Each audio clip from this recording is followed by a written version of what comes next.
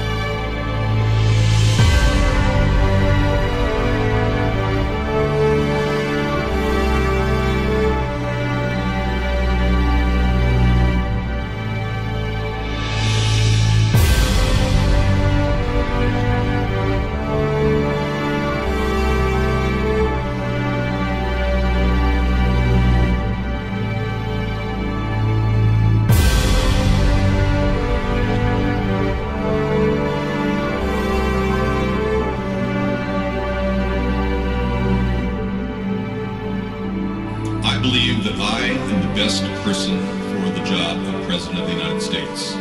My unique talents give me the ability to be assertive and diplomatic at the same time.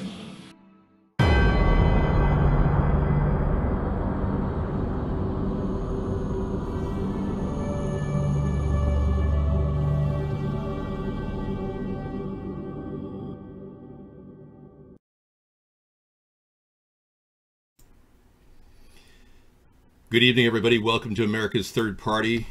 I am David Sponheim, and this is Truth Tuesday. Welcome. I can tell you that everything we do is all about moving forward. Everything. We cannot linger in the past and worry about who said what and all these ridiculous tweets that Donald Trump has made and all these statements he's made that were lies about the death of David Johnson. We can't talk about that story anymore. We just can't. We need to move on. We need to start anew. Now, Donald Trump has a chance to remedy the problem that he created with Kim Jong-un. He has a chance to reach out and make a communication attempt to actually reach the people that matter in North Korea. And in order to do that, he has to agree that the work Rex Tillerson is doing is effective. Now, that alone would set us in the right direction to minimize the hostility that he created when he became president of the United States illegally. We are now dealing with the reality that the dossier was created or possibly acquired from Russia with Hillary's money, the DNC's money. There's nothing illegal about that. It's completely within the nexus of finding information out about what Donald Trump really was doing with Russia all these years when he took their money for his business. What is interesting is that somebody has died getting that dossier to Christopher Steele, which adds to the authenticity of the dossier and the validity of the dossier. When Putin kills a person who handed it over to Christopher Steele, that means there's something in the dossier they didn't want to be released. That alone makes me wonder that we're dealing with a situation that could very well be Donald Trump has a sex tape out there. And we have to find out exactly what that sex tape is all about. A man named Oleg Erevinkin, a Russian general going to pull up his picture in just a second. We have it queued up over here. Yep, that was interesting. The mystery of the ex-KGB agent who died. This man is an ex-Russian general who actually got the dossier to Christopher Steele. And they killed him on Boxing Day in Moscow. Here's a link to the article. You can pass this on to anybody you want. You can retweet this to verify the truth behind the dossier. Many of you are having a battle of wills with your Trump supporters and your family over this issue. They say it's all fake news. No, it's not fake news, because there's a lot of people that have actually, suffered to get the news out. Now, the more Donald Trump tries to corrupt the entire crime scene investigation, taking in input from various people like Devin Nunes, which is illegal. Devin Nunes should be charged with the crime. The former lead investigator for the House should be charged with the crime. He was never allowed to talk to Putin about the case, or talk to Trump about the case. He was never allowed to reach out and talk to Trump and discuss the particulars of the case. He did anyway. He needs to be charged with the crime. Second of all, most of the cabinet members that were in touch with Russia during the early days need to be charged with crimes. They need to be indicted. It is illegal to try to stop any type of U.S. government action by communicating with a foreign entity prior to an election or without the approval of our current president, and that was Barack Obama. Even Jared Kushner was trying to open up a secret line of communication with the Kremlin prior to the inauguration. How do we know that?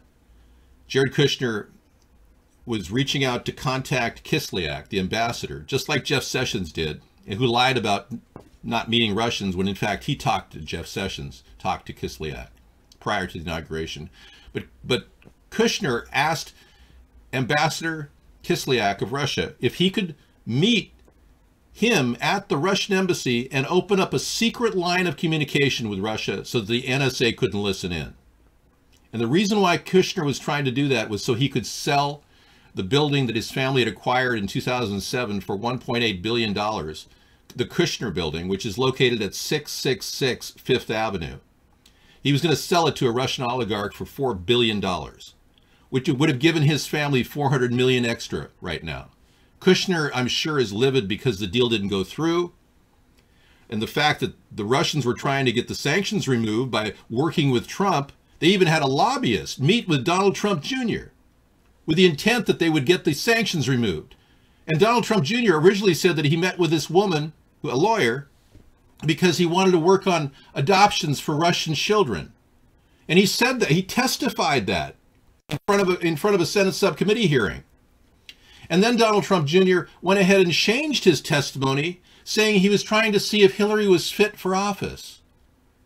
But the reality was the meeting was to stop the sanctions that Russia had been imposed upon by our country, was to end the Russian sanctions. That was the purpose of the meeting. That would mean that Donald Trump Jr. not only perjured himself twice in front of a Senate subcommittee hearing, his father told him what to say, which is illegal. But now we're dealing with an ongoing process of cover-ups by the Trump administration, left and right, and worse than that, Operation Distraction, to keep us completely turned, our minds have turned to something else. So now we've got everything from the Mandalay Bay shooting, which is now a non-issue in the eyes of the news. They won't even talk about it. To the North Korean situation, which is an endless war of words between Trump and Kim Jong-un, which is absurd. Would we be having a war of words with a man who has nuclear weapons? It's insane. So Trump is trying every means possible to keep our mind off of the fact that he's been in bed with Russia, and Russia controlled our election and ruined our political process, and here we are right now. All right, so some of you are encountering a crackling mic. We've been having mic issues all night long. We're not sure what's going on. So if you guys see a mic issue, just tell me. I'll go to my back.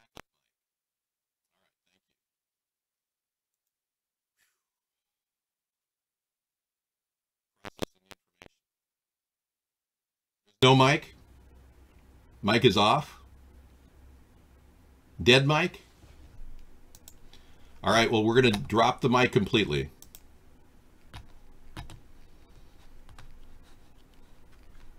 That wasn't me.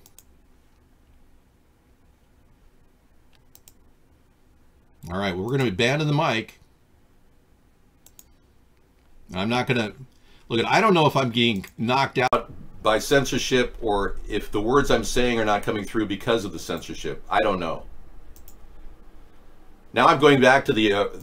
yeah, that's the backup mic. We're going to have that right now. It's a stable mic. It's just not as good. All right. Okay, if it's the cable, then we got to get a better cable. Yeah, the XLR cable I had was obviously too cheap, so we're going to have to go with something higher quality. Need a 3 or 4 foot XLR cable. Yeah. We're looking at, I need male.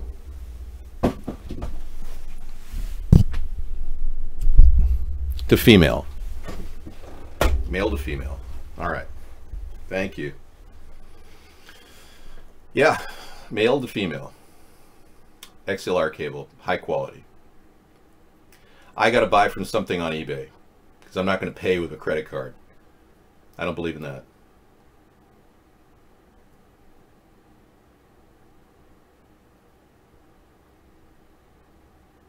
Okay.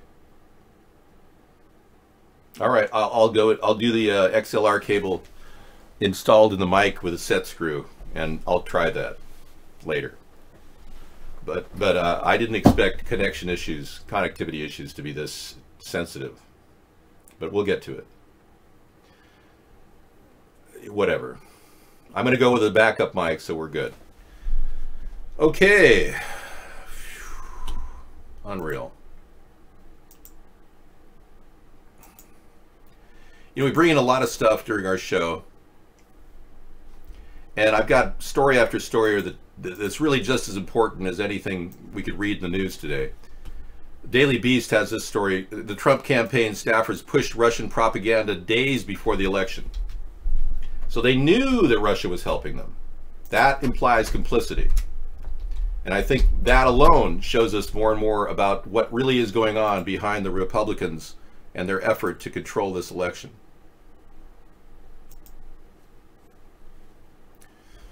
An interesting side note, I showed this to you earlier. The nose cone of one of the missiles in the North Korean fleet was absolutely out of line with the others. People say it looked like it was a piece of cardboard because it was out of alignment. Interesting, it belies a deeper problem in the North Korean military, which implies how much of this is fake and how much of it's real.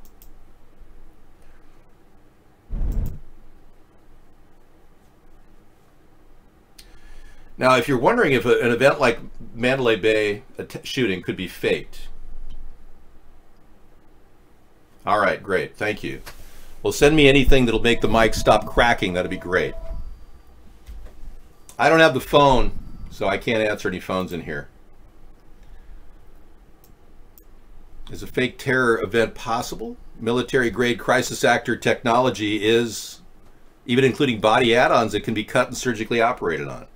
I could not understand that caller, so I just sent it to voicemail. All right.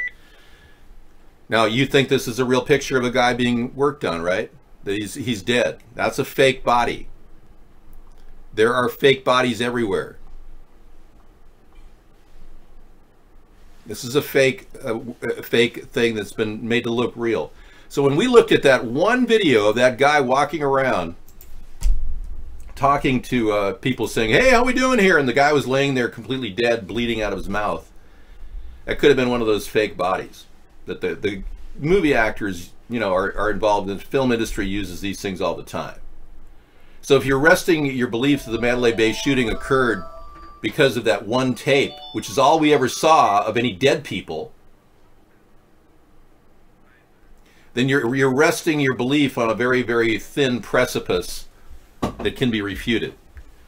Now, the coroner's office in Las Vegas, Clark County Coroner's Office, refused to allow anybody to go in or look at any bodies or visit them. They have shut their door the past few days and will not actually take any visitors. So no one can verify that anybody died. Second of all, numerous people on the internet have been looking up the names of the decedents, and they happen to still be living someplace. In numerous cases, they've moved a few miles away. Very strange events are going on in our country that cannot be explained other than fakery. Evidence of a false flag is everywhere in this particular instance. The sheriff cannot be reached for questioning now. He's nowhere to be found, the sheriff, who openly talked about the case and kind of flipped on whether the shooting of Stephen Paddock, or the shot that Stephen Paddock fired into Jesus Campos, occurred before or after the shooting occurred. That story flipped back and forth a couple times by this man. There is no evidence of the person who was originally interviewed, that the guy won't even come out, Nishimura, who actually met Stephen Paddock when he got his bags, and he said he didn't have any bags. And he said he was a nice guy. He can't be found. Well, if the mic keeps cutting off, it's not me, okay? It's not me. It's somebody controlling the audio signal on our show. It's not the mic. And, well, even if it was, I'm still kind of pissed off about this, because I have never seen a situation that required more mic input than this show. And for this to be bouncing back and forth is ridiculous. Let's go to another backup mic. Let's see if we can get this to work. I'm just tired of the mic situation. It's been going on all through the pre-show.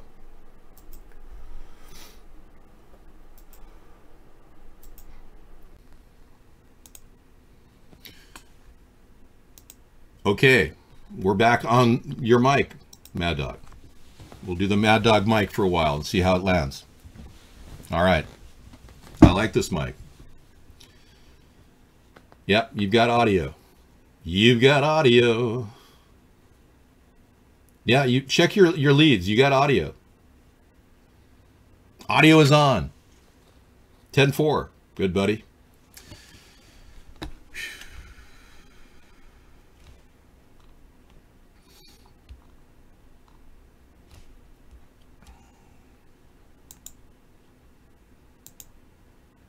Okay, we've got a great quality Halloween show coming up with a soundboard and everything on the October 31st.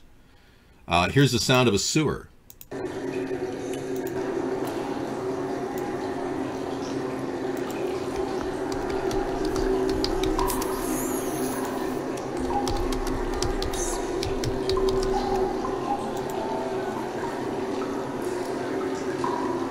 Thought you'd like the sound of a sewer. I mean, how many people have been in a sewer, right?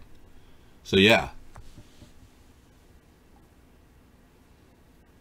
Yeah, then there's something wrong with your audio. Okay, we got a few things that came in tonight. Obviously, the story that, you know, we were just referring to, how Donald Trump continues to distract us.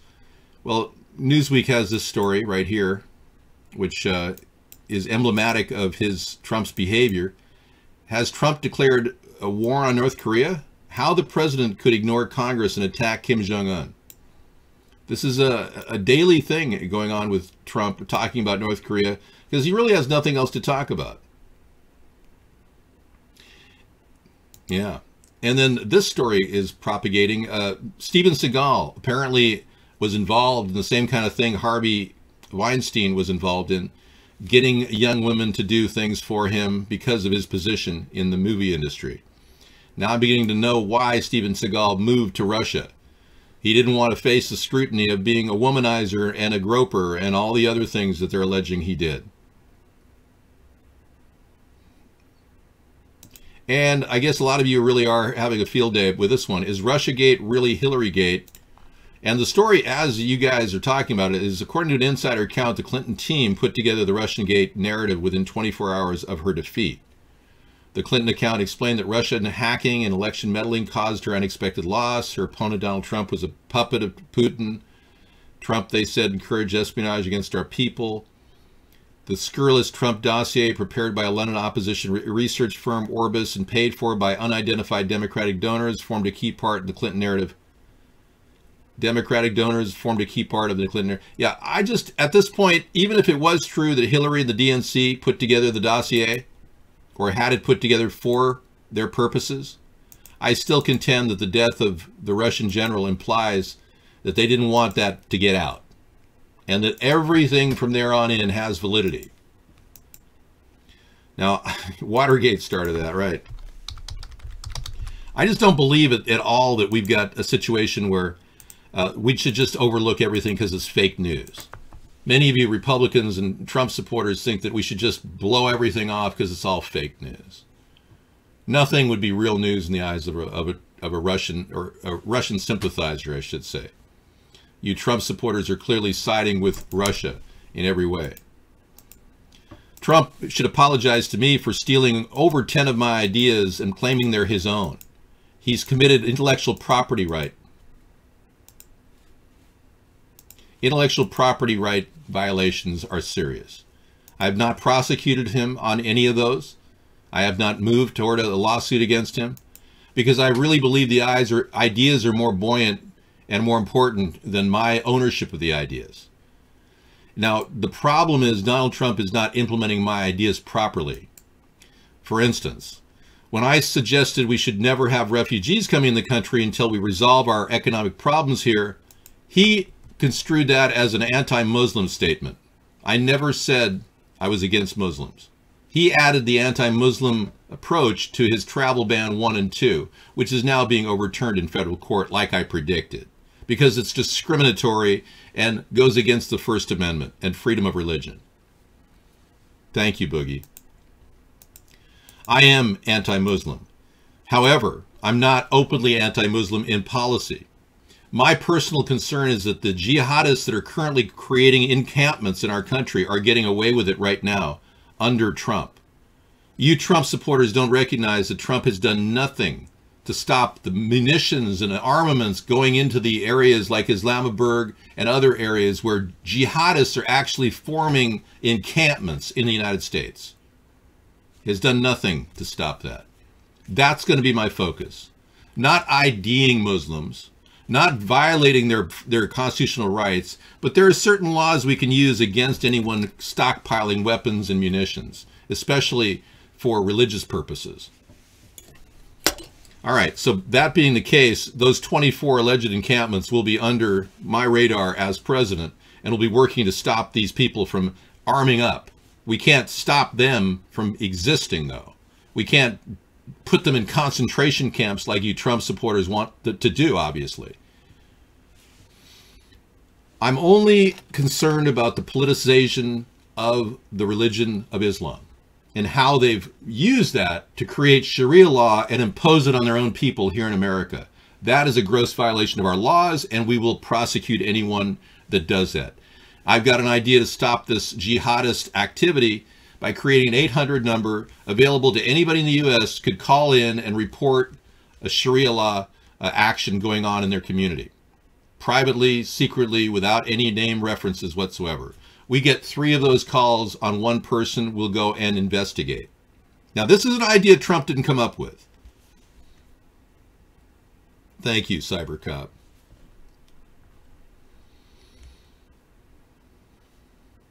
I'm concerned about Sharia law. It's a 9th century practice which is being forwarded into the 21st century. We don't need it here in America. Now, I know I'm speaking to the core of the Republicans who voted for Trump wanting to stop Sharia law. I know that. And I'm telling you that Trump isn't doing it. In fact, he's even encouraging the UN resettlement plan to go forward. Donald Trump doesn't understand what's happening because he's a mere puppet. Thank you, Dave. He's a mere puppet of the New World Order. Donald Trump has no clue. He's being manipulated because he's greedy. He's not smart enough to understand that he actually has to go against the UN instead of embrace the UN like he's doing. Letting the UN resettlement plan go forward is not a good idea. Instead, Donald Trump got his wires crossed. He started targeting NATO, not the UN. Not saying, hey, we're not going to let the UN run our country. He turned on our allies who are stepping up against Russia and creating a defense against a Russian attack. Donald Trump is actually trying to destroy our relations with our allies. That's what's really, really bizarre. I don't understand it. In London, they have Sharia zones where they take our beer from you. It's so messed up. JJ, whatever, thank you for telling me. I am totally against that. There are certain restaurants that won't serve pork in areas of Michigan. I mean, whatever. There are private, companies that can decide what they're going to serve for lunch. They can do that. I'm not going to mandate that people serve pork at every restaurant. But the point of the matter is we should not alter our laws to accommodate people who are Muslim. In Minnesota, it's illegal to offer a loan at a bank to a Muslim because you charge them interest. You have to give them money without interest. I mean, what made them any different than any other person being exempt from interest on their loans? So that law has to be superseded by a federal mandate. There are certain things we cannot allow in our country, and special favors for certain religion groups is not something that we should ever do. All right, so we're on the same page. We don't want our government to bend over and allow an open border. I'm the guy who came up with a 1,000-mile fence idea. Trump is trying to implement it poorly. And I've shown you ways in which we could do it for less than $1 billion. My cargo container idea. He's putting together 8 prototypes of various fences that he thinks are going to be successful. He's spending hundreds of thousands of dollars on these prototypes, and we really aren't even at square one yet. Hello, welcome. The big issue that I'm not hearing from Trump is that police brutality is getting worse and worse. And he's actually encouraging it. He's openly talking about how cops should throw people into the back of a police car and let their head bash up against a window. He thinks that's okay, whether you're guilty or not. So we are dealing with an enlarged police state due to the puppet Trump doing the bidding of the New World Order. I'm here to stop that. I'm here to get us back to our individual freedoms and stop the imposition of a police state on the American people. That's what we need to move toward.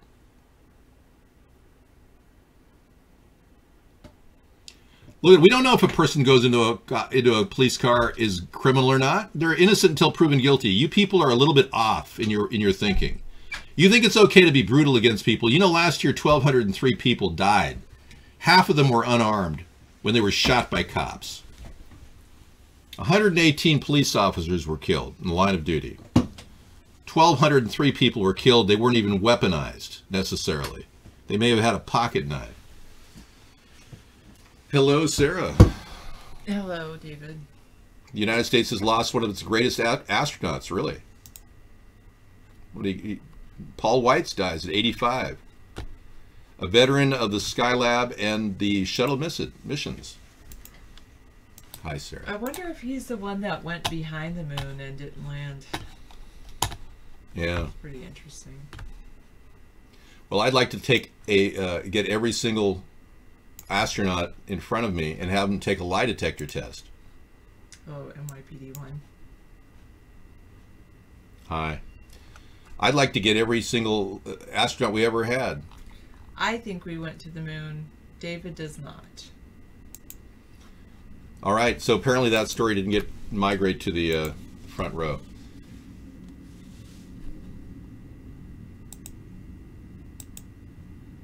Thank you.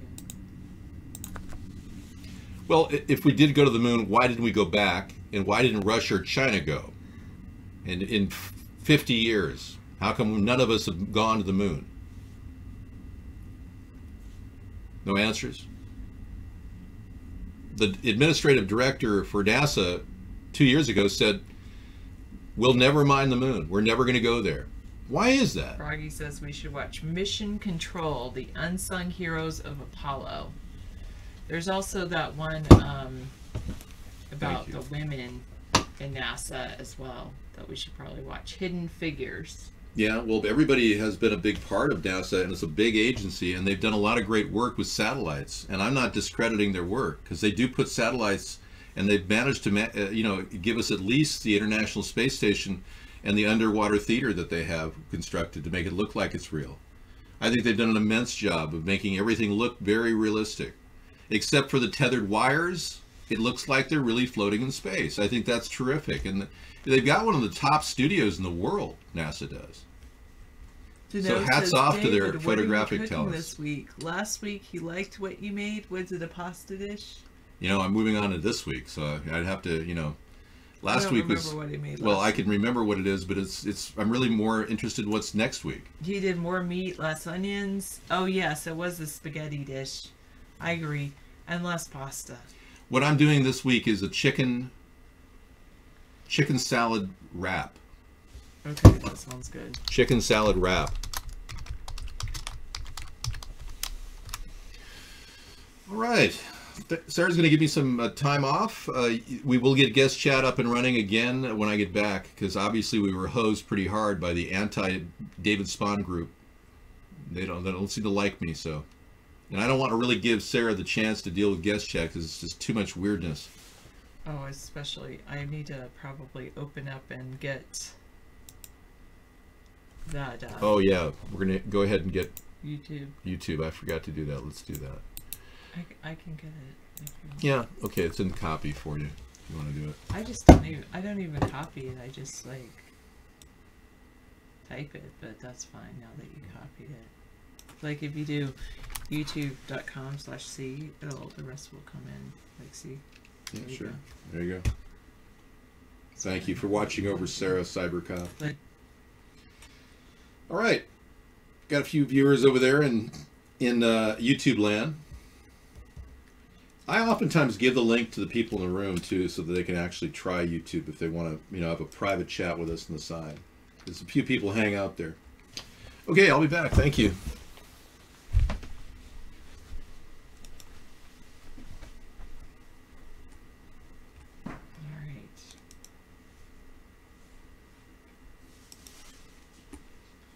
Okay, fantastic. I'll put it off to the side like you said.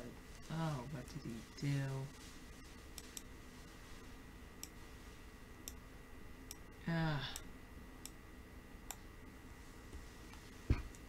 I'm just playing with browsers, sorry. Playing with Windows. No.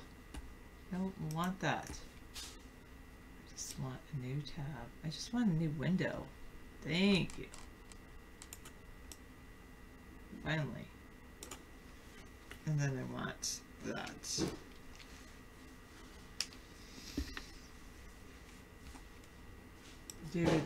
David can deal with his tabs later. Hopefully I don't close out of my tab. I just want to get back into it. It's like every time I click on it, it just...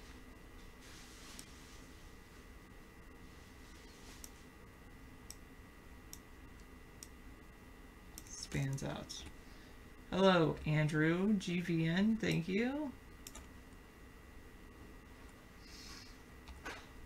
My day it was a good day. How was your day, Andrew? Lineup, strange story of nuns that meowed like cats and 7 other cases of mass hysteria. Fantastic, Dr. Meow.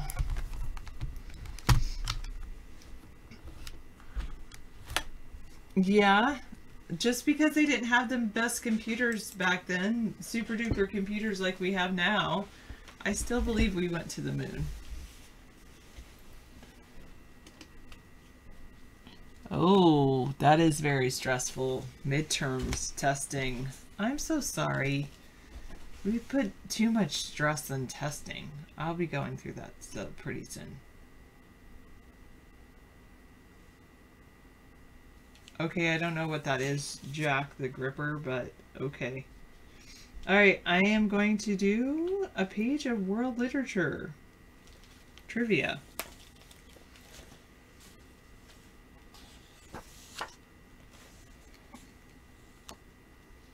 Oi, alright.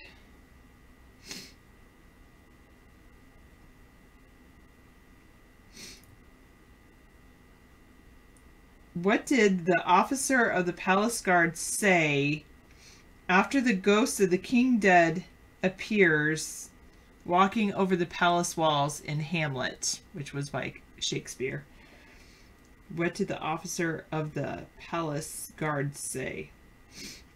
This statement is often used to describe corruption or a situation in which something is wrong. Sometimes, Dr. Meow, not usually though. He did not say, "Oh, my feet hurt." I'm sorry if your feet really do hurt though.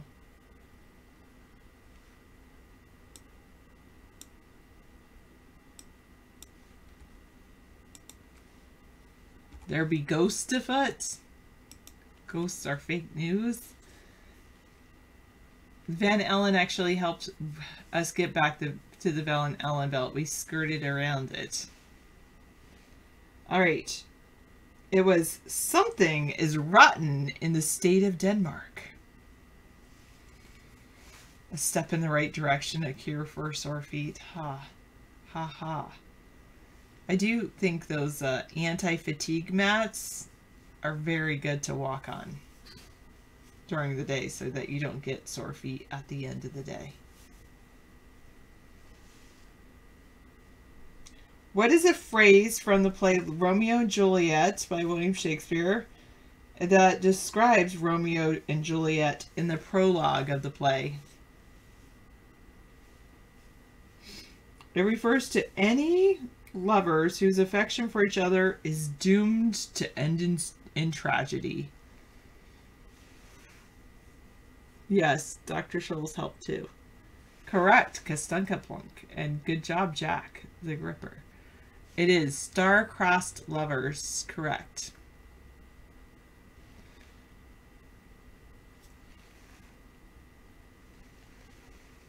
You think Juliet was an emo? Huh. Alright. Who was a 20th century American author who lived most of her life in France? She wrote her life story as the autobiography of Alice B. Tolkien. But she was not, that's not her name. That was her companion. She's said to have introduced the phrase lost generation to describe the Americans who wandered about Europe after World War I.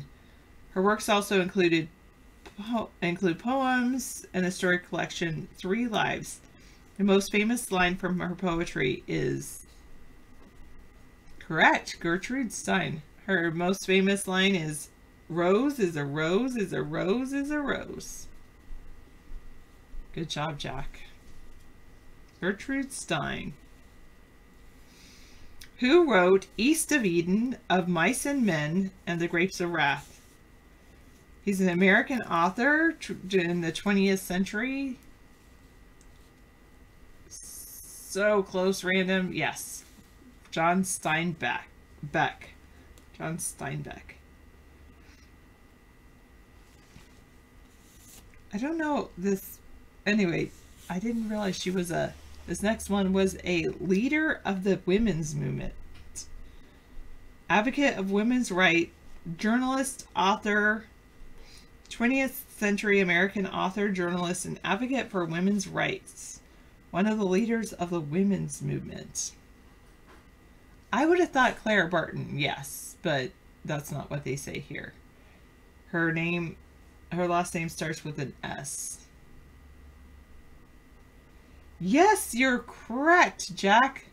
Gloria Steinem. They don't say that annoying Steinem woman, but you're right.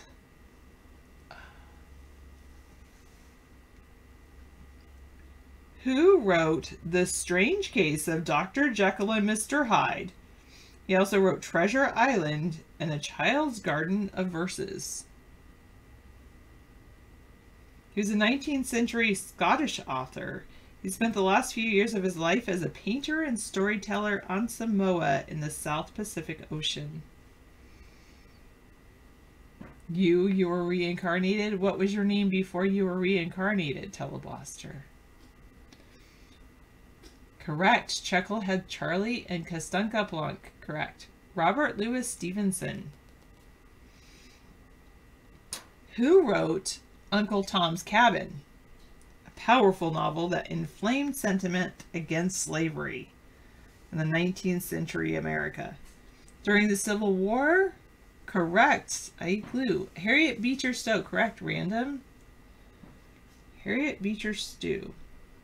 During the Civil War, Abraham Lincoln met with Mrs. Stowe and is reputed to have said to her, "So you are the little woman who wrote the book that made this big war."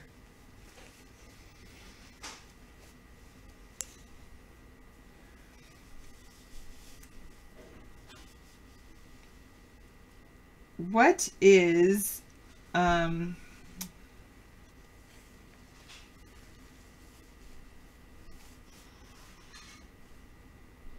what is a play where Blanche Dubois, a Southern belle, has always depended on the kindness of strangers?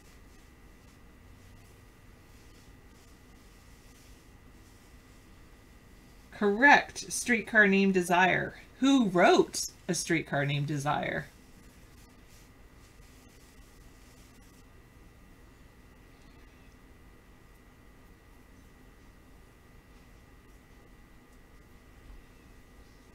It was a Pulitzer Prize winning play, and it was about the decline and tragic end of Blanche Dubois. No VL, Robert. It was Tennessee Williams. Tennessee Williams. All right. What was a novel about a group of young Americans living in Europe in the 1920s that captures the disillusionment and cynicism of the lost generation?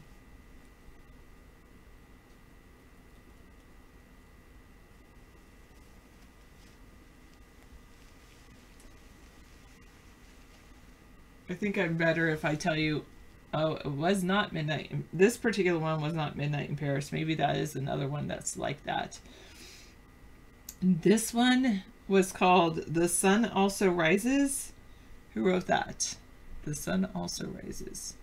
1926.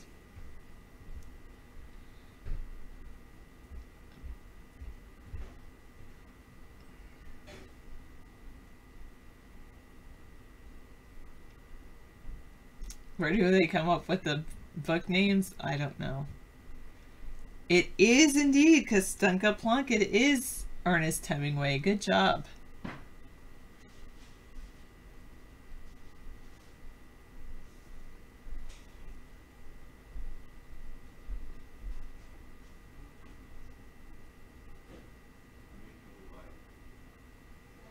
What are two things that a culture should strive for, according to Matthew Arnold, who was a 19th century English author?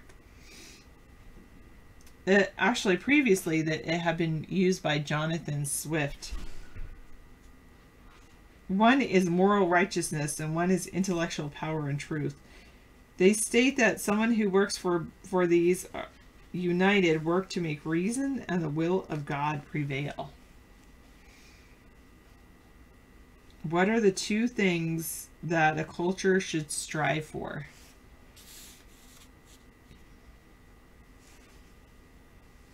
Do I want an iPhone 8? Like, you're going to give me one? Or, if you're giving them away, nick off. But if you're not giving them away, I don't want to buy one. I wouldn't go out of my way to buy one. Actually, good guess, Teleblaster, but it is sweetness and light.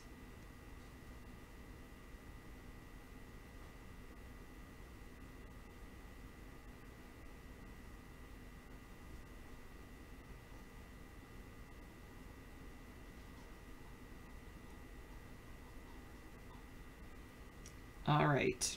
Who wrote Gulliver's Travels and A Modest Proposal?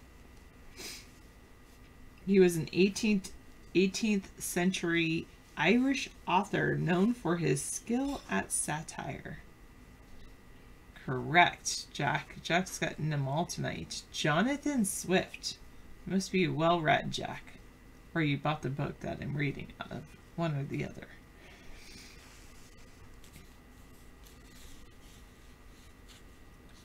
All right, moving on past S into T. What was a comedy by William Shakespeare? Katrina, or Kate, is a wildly moody woman. She meets her match in the spirited Petruchio, who marries her and behaves even more wildly than she. Meanwhile, treating her as if she were a kind and gentle lady. By the end of the play, she has been reformed, and she makes a memorable speech urging wives to submit to their husbands.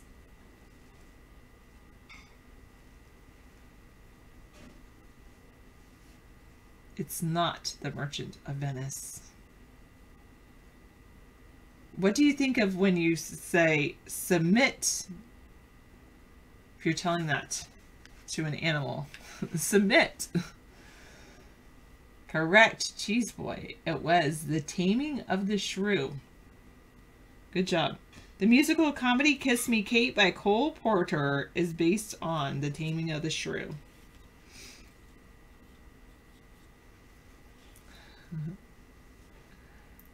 Oh, good job, Teleloster. Okay. Sorry. All right. Who was a mythological character in popular novels, especially by novels by a 20th century American author, Edgar Rice Burroughs? And he swings from tree to tree, lives in the jungle. Correct. Tarzan is correct. Good job. Oh, here's another play by Shakespeare. I wonder if you know this one. Sometimes it's called a comedy, but also it's called a romance. It's a work involving mysterious happenings in an exotic place. The central character is Prospero, a duke who has been overthrown and banished to an island. As a sage and magician, he rules the spirits who inhabit the island. When the men who overthrew Prospero pass near the island on an ocean voyage, he raises a huge storm, wrecks their ship, and causes them to be washed ashore. In the end, they give back to Prospero his former authority, and he gives up his magic.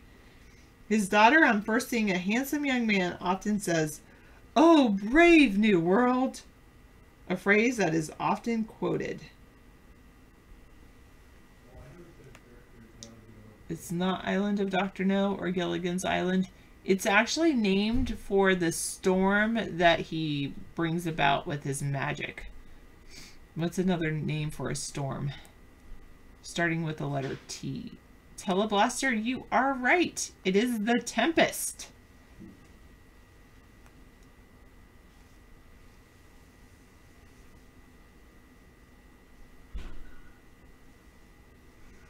It only needs a difference of 3 degrees Celsius between 2 rooms or the outside to give you a chronic sneeze thing. That's interesting.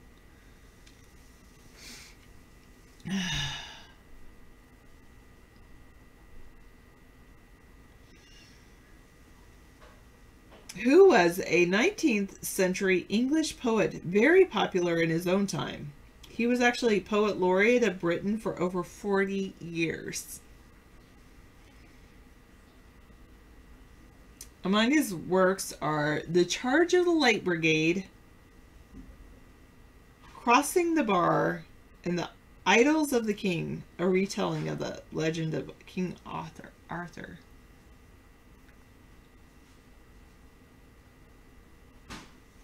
His last name starts with the letter T. Correct, Charlie. Lord Alfred Tennyson. Wow, Mad Dog. Why were you in Boston? Lord Alfred Tennyson.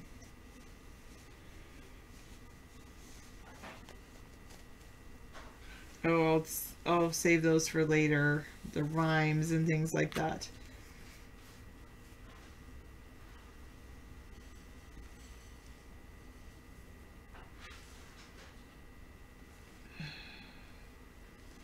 Who wrote On His Blindness? The poet reflects that he has a place in God's world despite his disability.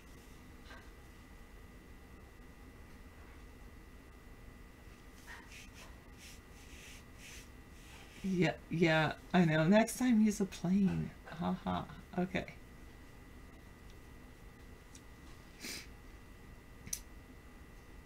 So, On His Blindness by John Milton, the last line is, "They also serve who only stand and wait."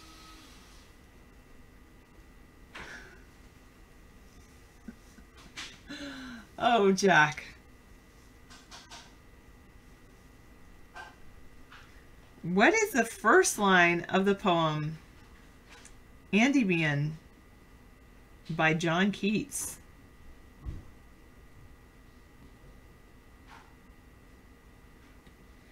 Endymion? Endymion?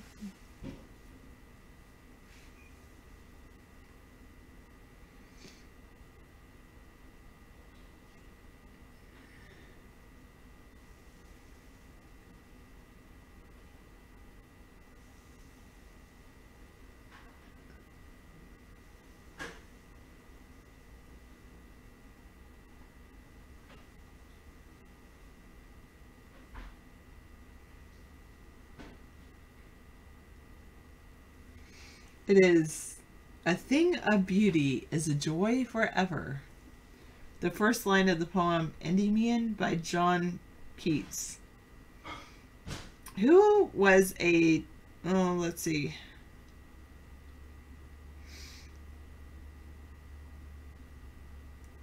Who wrote the radio play Under Milkwood?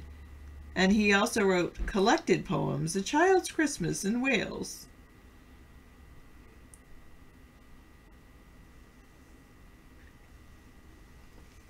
He was a 20th century Anglo-Welsh poet known for his lyrical, highly personal, often experimental verse and for his turbulent life and death.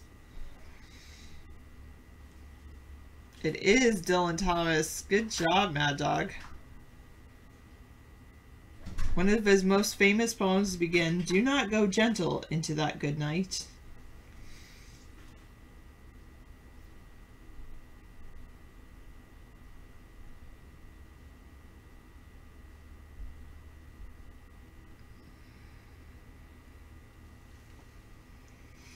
All right, let's see. Who wrote the book Walden and the Essay, Civil Disobedience? He was a 19th century American author, proponent of transcendentalism. He was a strong advocate of individual rights and an opponent of social conformity. I think David was pretty influenced by him. Yes. Correct. Jack and Froggy. Henry David Thoreau. Okay, ready for some poetry. There was a girl who had a curl. There was a girl who had a curl right in the middle of her forehead. And when she was good, but she was very, very, very good. But when she was bad, she was horrid.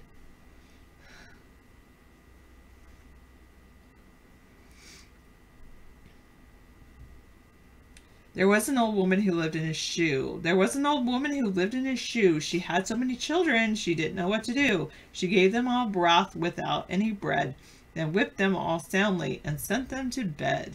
Oh, that's so sad. All right. And this is a great way to remember how many days have only 30 days. 30 days hath September. 30 days hath September, April, June, and November. All the rest have 31.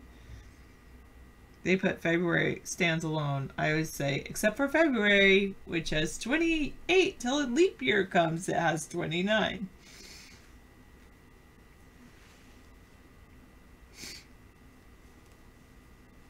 Here's one. This little piggy went to market. This little piggy went to market. This little piggy stayed home.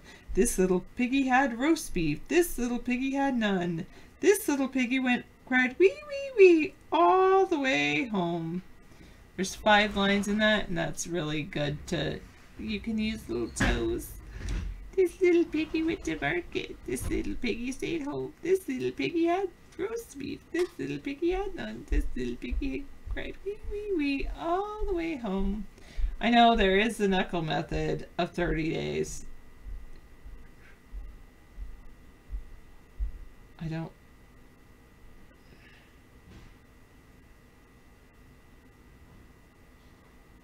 don't know the knuckle method though. I only know that song. I don't know the knuckle method for figuring out how many days have September. Or how many days have 30 days. Alright, one more. Let me see. Oh, 2 more. 2 more poems I can read to you. 3 blind mice. 3 blind mice. See how they run. They all ran after the farmer's wife. She cut off their tails with a carving knife. Did you ever see such a sight in your life as 3 blind mice? Or this one. Twinkle, twinkle, little star. Twinkle, twinkle, little star, how I wonder what you are. Up above the world so high, like a diamond in the sky. Twinkle, twinkle, little star, how I wonder what you are. You are made of gases and such. Okay, that's it for all the poems. Thanks. Lots of light that you can't touch. I guess maybe that's it. I don't know, I just added the last 2 lines.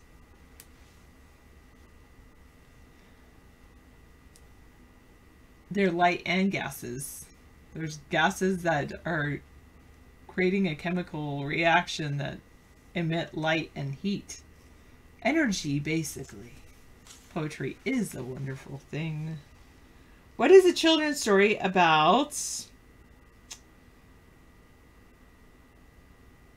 Ooh, wait. I want to wait. Well, yes, here we go. What is a children's story with the lines, I'll huff and I'll puff and I'll blow your house down?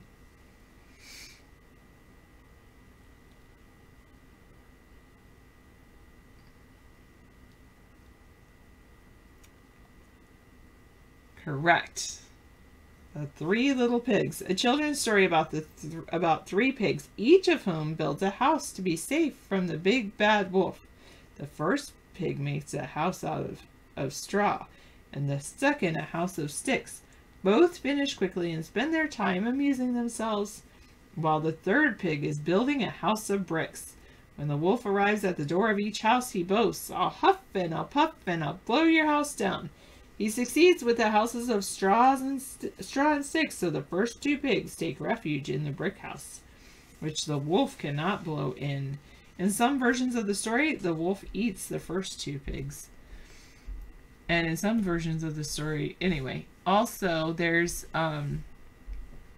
some people, like super liberal people, say, oh, that's a bad story because it teaches kids, like, that you shouldn't have a house of straw or bricks. But really, like, in certain cultures and certain areas of the world, it's actually better to have a house of straw and bricks.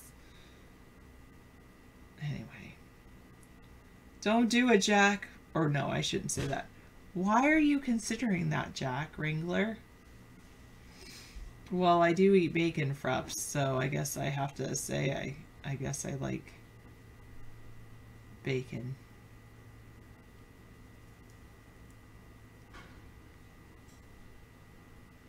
I know, random. Alright. What is the sequel to Alice's Adventures in Wonderland by Lewis Carroll?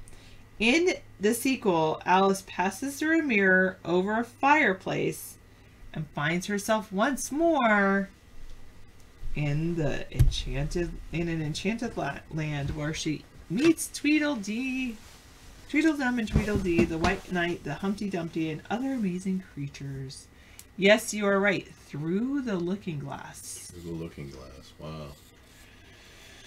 I thought it was the X-rated Alice in Wonderland. I had an amazing. There was a low-budget version of that in the 1970s that was soft porn. Here is a very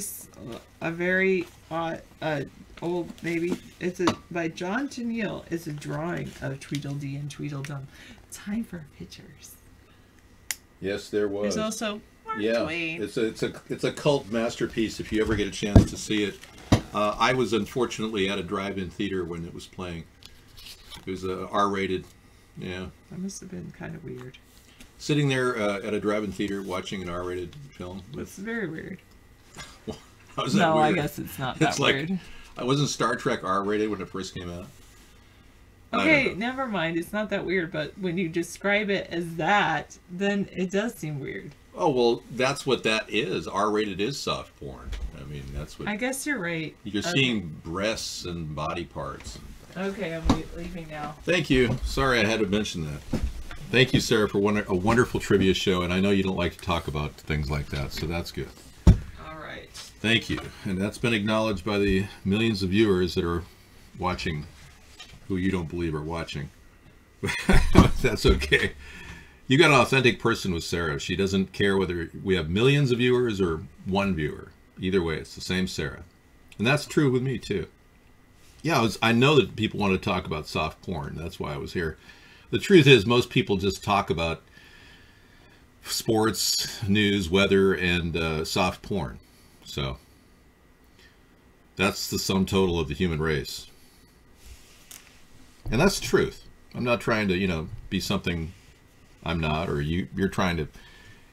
Apparently, mankind is truly obsessed with sex and morbidity.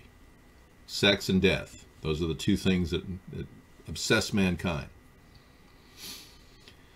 Well, you don't have to eliminate all the candidates. I clearly am the best, so just get me the press coverage I need. That'd be great.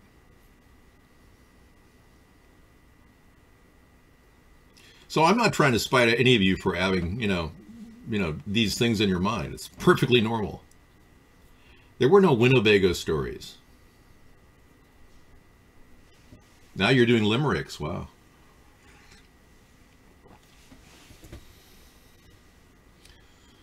Very good.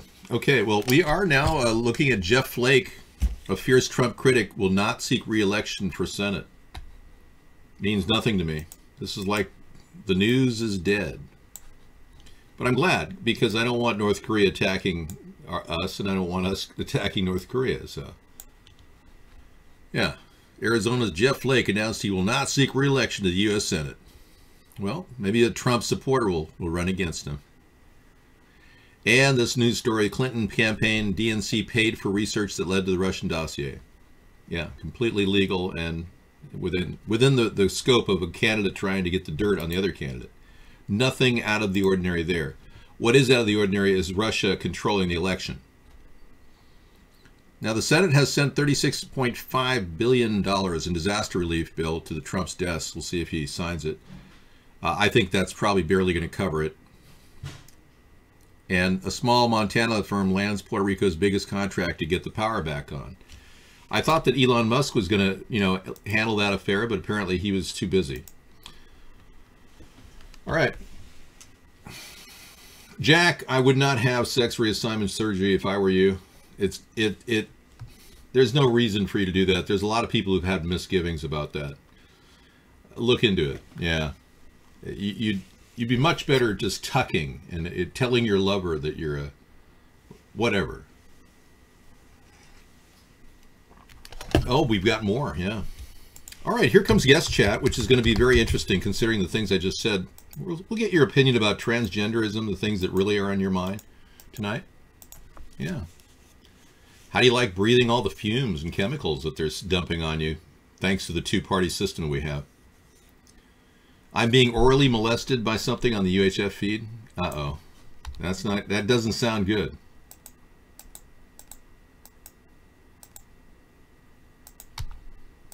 Okay. Just setting up some things for later.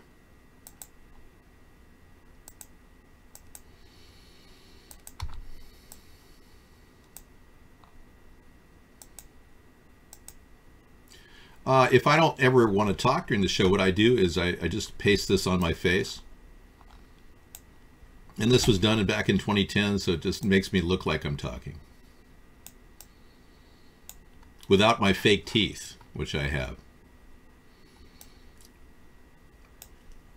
I think I look better with the press-on veneers. I was telling somebody today what a great thing. You know, if you have a doctor telling you need to get a mouth guard, these things are three-dimensional plastic things that go in here, and they fit your teeth perfectly.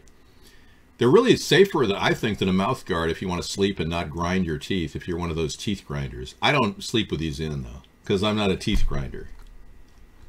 Welcome 4 million viewers in Pakistan. Well, I don't have a broken tooth anymore, because when I take these off, my teeth are normal.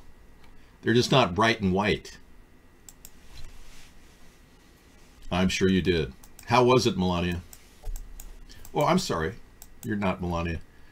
Who are you? Somebody said they had sex with Trump last night. Who are you?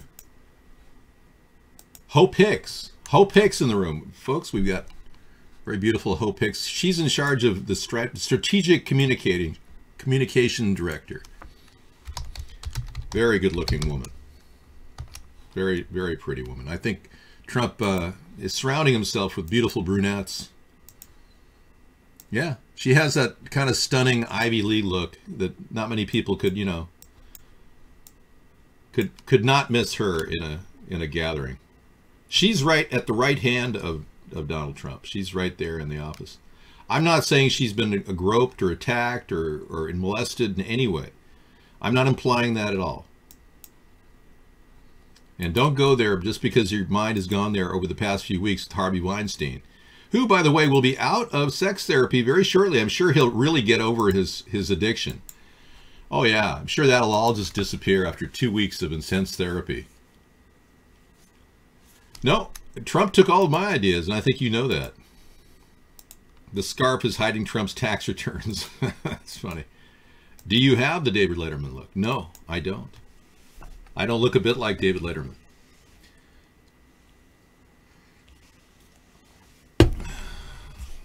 It's like comparing myself to David Letterman is comparing an Adonis to a turd.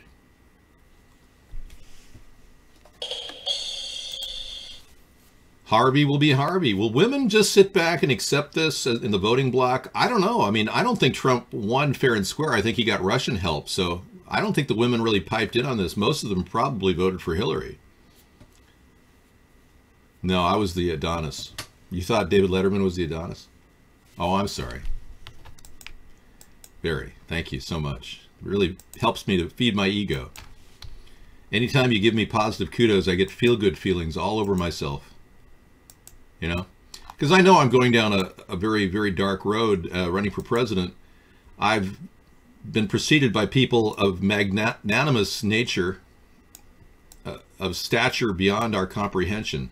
A man who dealt with a wife who was going crazy, a country that was killing each other off, and an issue as hot as slavery. And he himself was pro-slavery, yet mapped his way to the Gettysburg Address where he denounced it. So now we have a brand new approach toward dealing with the aftermath of the Civil War, trying to get along. And that's why I constructed a centrist political movement, because I really do believe that the Republicans, who are Tea Party supporters, would like our show and would like our program and our platform. And the Democrats, who are socially liberal, really want to solve the environmental problems and homelessness. And we have a great plan for that with our mobile medical units, with the homelessness issue, and all of our green, clean technology ideas with the renewable energy solutions, essentially, for our country to get our industry back on track. So I've got really good selling points that were picked clean, but they weren't even used. Donald Trump hasn't in any way used most of the ideas I've developed, other than claiming he's going to build a wall, which I wanted to build a 1,000-mile fence to defend our nation against a population outbreak down in Mexico, which is imminent. They truly do have a population increase of 31%. We have a 5% growth rate due to the fact that we bring illegals and immigrants in constantly. So that's another factor to deal with. But our issues are way more complex than the time that Abraham Lincoln lived.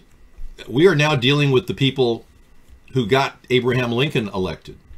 Mary Todd Lincoln was connected. She wouldn't have even elevated him to the post of a national figure unless he had married her.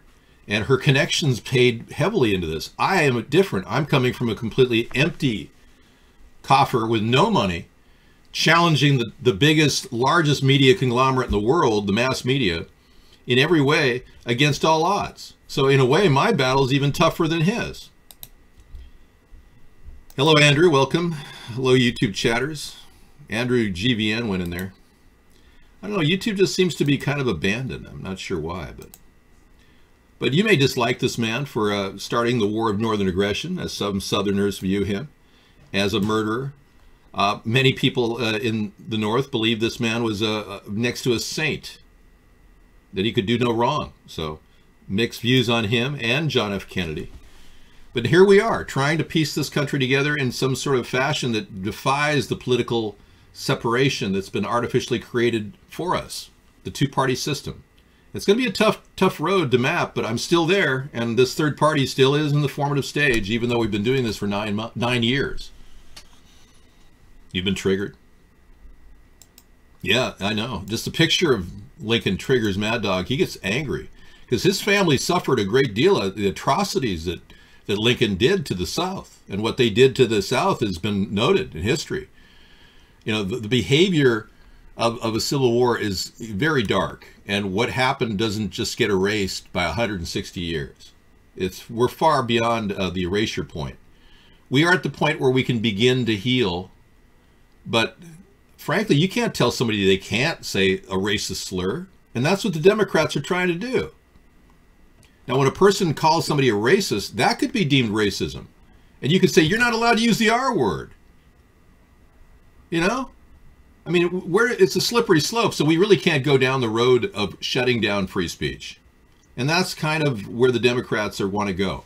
Donald Trump wants to shut down the right of freedom of religion and deny people who are Muslim the right to pursue their religion and their God, which is a very dark turn in the wrong direction for this country. So in no way will that stand. I'm sure the Supreme Court of the United States will overturn the travel ban within the next month. The Doctari. That was a good series, yeah. Doctari. Yes, some are offended by the term racist. It's a bad word. Yeah, people who are called racist don't like to be called racist. I've been called various words in the show, an endless number of rules. I don't like those either, but I'm not going to stop you from calling me these things. I have the ability to mute people, which call me names, slander me, make up stories about, you know, whatever. The most ridiculous stories are out there about me. Don't believe any of them. This supposed Kosovo file, that doesn't exist for me. There was another David John Sponheim who apparently died, who was involved in the war in Kosovo. That's all I can assume. Hey, NYPD. Welcome, man. Thanks for coming in over there. So she's a pretty nice looking woman, and, you know, no telling what's going on in the White House with her standing there. Hi there, Hope. Yeah, she is kind of a classic look she's got. So who knows? Maybe Donald Trump is doing, you know, the nasty. Do we care? Melania is in the room. She's apparently out and about. She appeared, by the way, in Detroit, but we can't really get full valid verification of that because the video that we see of her looked like it was done prior to the campaign. All right. Well, I would love for anybody to release any tape that they have, even though they're making them up in an art room. So feel free. Bring it. I certainly want to see these things because I never showed my body part to anybody online. If you think that you can pull something up on a picture and mad in some poor guy's penis and then call it a sex tape, then by all means, have at it. I'm sure I've got a couple male porn videos that were made with my face pasted on some actor. It's beyond belief what people are doing right now to slander me and to stalk me, and that person is stalking me. What's going on the overlay is, I can't control that either. Apparently they found out that it's coming out of Russia. Russia knows that I'm onto their little thing. They're dealing with Russia and Trump. I know many people are concerned that the Russian oligarchs are controlling Trump from within using leverage. And I think that could be very devastating for our nation. We're at a brink point. If we don't expurge the dark mass that we have in the White House with impeachment, it will continue to grow. No, I'm going to knock out anybody trying to stalk me. Any mention of any other person's name in the room, of any other site, doesn't matter who, will be muted. But this concept of maligning my character with all these falsehoods, it's not going to hold. In fact, it's got a reverse effect. There's a karmic reverberating effect that goes on when people do that. And I'm sorry for you, but karma's a bitch, as they say. It's not fun when you go down that road of trying to attack a man of my stature and virtue. What are we looking at?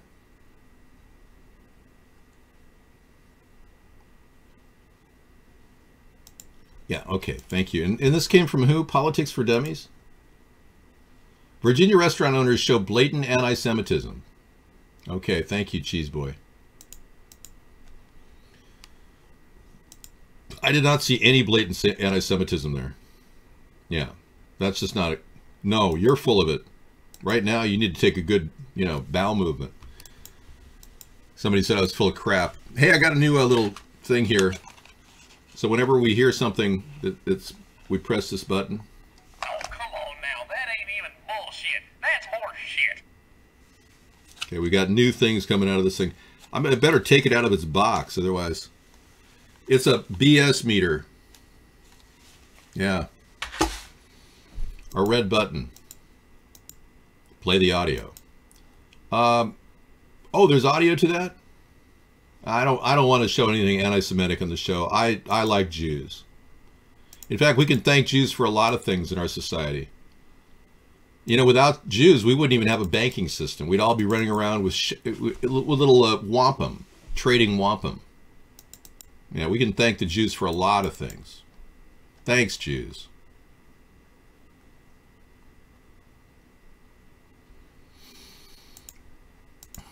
Did you know that there is a group of people out there that does an incredible amount of good for us, and yet is truly underappreciated? Who are you talking about? Jews! Oh, so what did Jews do for us? The real question is, what don't Jews do for us? Well, let's start with money. You like money, right? Sure, who doesn't? Well, maybe you should check out who has been greasing the monetary machine. Look at the great people who have been busy heading the Federal Reserve, the World Bank, the International Monetary Fund, and other large financial institutions.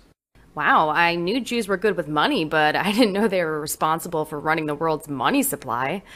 Thanks, Jews. Well, what about entertainment and information? You like media, don't you? I sure do. Have you ever thanked the people who own almost all of the media outlets in the Western world? That's right.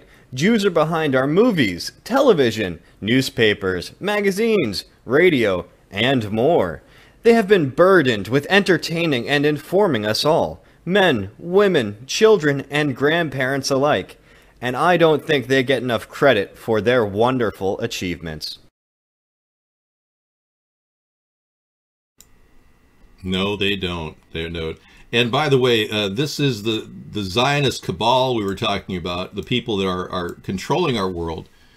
And they are essentially the what we would call the Ashkenazis, who like to be called Jews, but they're not. They're actually not related to Abraham, so they pretend to be Jews instead. And the Ashkenazis are notorious for doing just that, using their alliance with Jewish people to make money and control it. So this is a pretty bold statement we're making here, that Zionism equals the New World Order.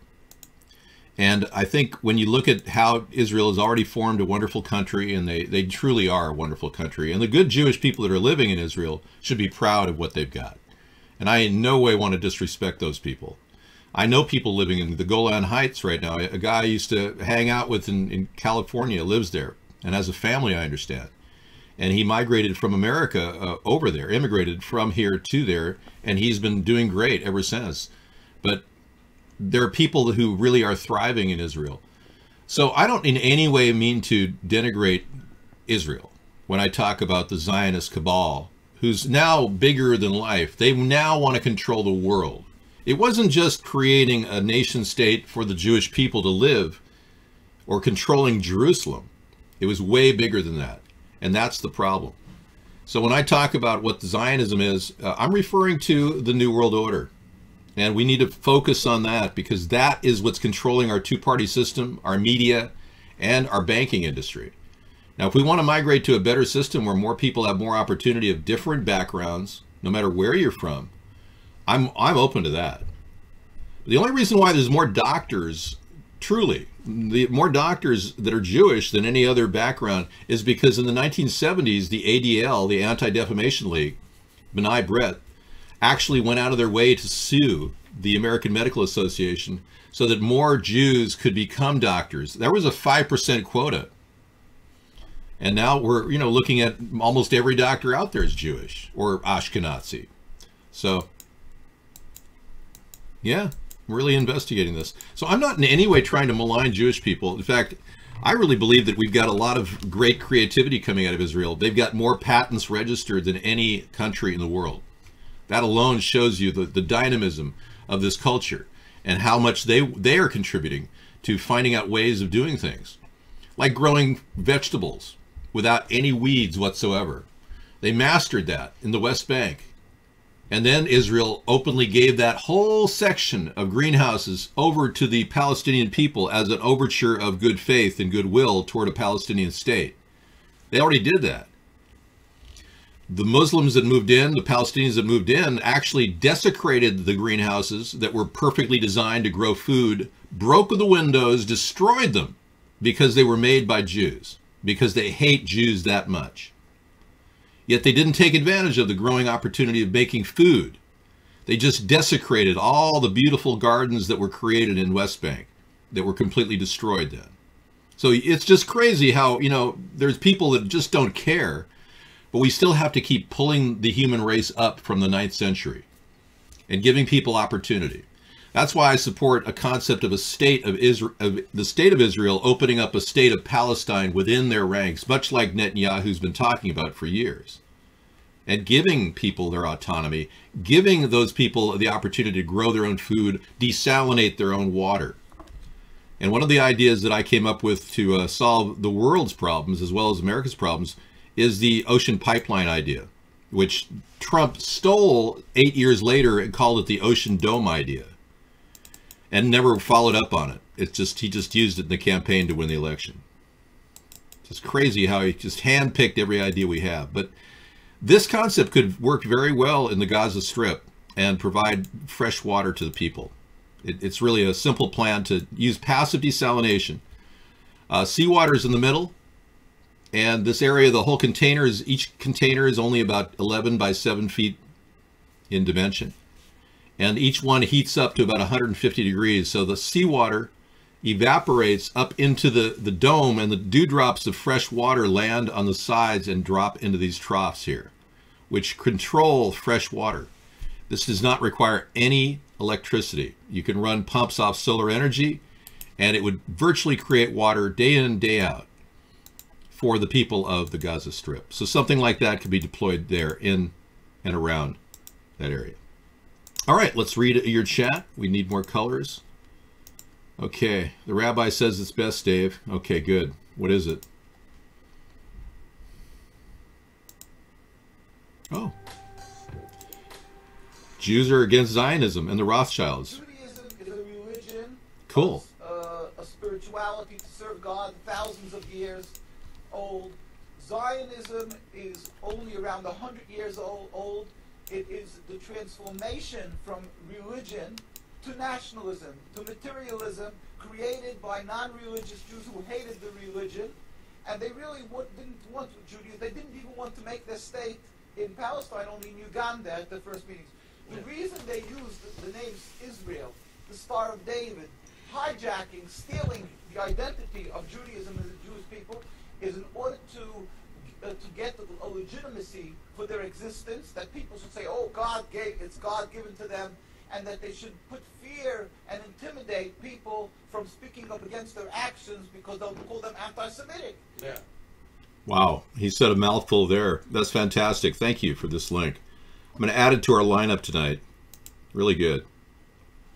Yeah, that's great. I'm anxious to hear their perspective. All right, so we've got a little clear to do. And we'll do guest off.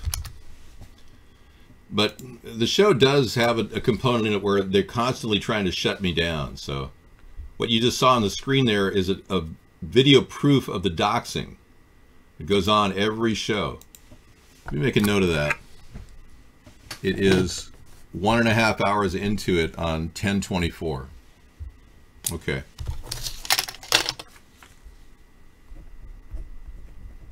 Sometimes I have to, yeah. Sometimes I have to actually get a timestamp because we have so much footage out there of the doxing that I have to actually timestamp it so I can use it in court. Yes, it is. We are building a case that Mark is soliciting people to dox our show, which is a felony. So, and you know, I think that we're almost rudderless and at this point, almost leaderless. I will give Donald Trump some credit for one thing, giving us his branding. I think that has helped our economy inadvertently, simply because his branding has been world renowned. It seems to have a lot of clout, a lot of momentum behind it. But how long we can coast on the branding and how long will our systemic economic flaws catch up to us? I don't know.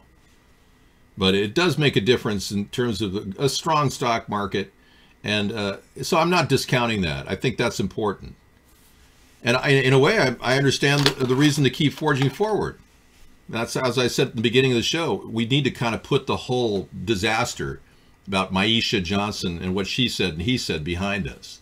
Last week was a disaster of distraction. We need to start focusing on the new indictments that are going to be landing in Trump's lap any day now. The word is on the street that the indictments will be filed probably within the next month. So, yeah, we're hoping that happens. Thank you for talking about the USS Liberty. Yeah. Israel attacked it. LBJ turned the other way, turned a blind eye to what happened. And the USS Liberty, over 30 men died.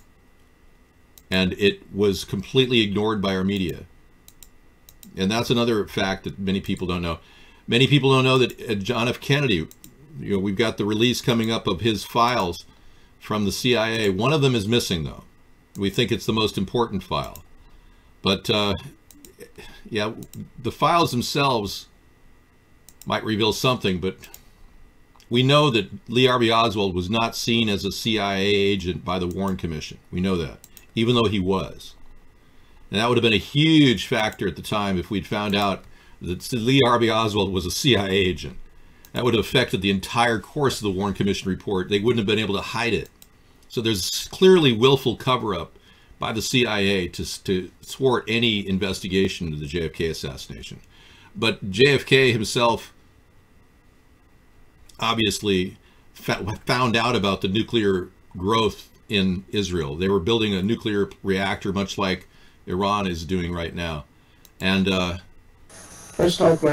no one wanted to actually talk about that. So LBJ was, or actually John F. Kennedy was doing a deep research on this, and revealing it to the American people was next on his agenda. So it's very possible that they killed him. The Mossad got rid of him. So we're still looking at that as a possibility. Yeah, we're looking at about the Mossad possibility that they were involved in the 9/11 attack too. There were people from Israel that were Mossad agents that came over to this country and were actually videotaping the 9/11 attack and bragging about it, about videotaping it. That's very telling. I did not know that Israel is trying to force Hasidic Jews to join the Israeli Defense Fund or be deported. That to me is, or Direct Defense Forces rather, excuse me. That to me is a little bit bizarre, that the over-militarization of Israel and the forcing of Hasidic Jews who are dedicated to nonviolence is really kind of a tragedy in and of itself. I agree. But I'm not here to control Israel's, politics. They can do whatever they want.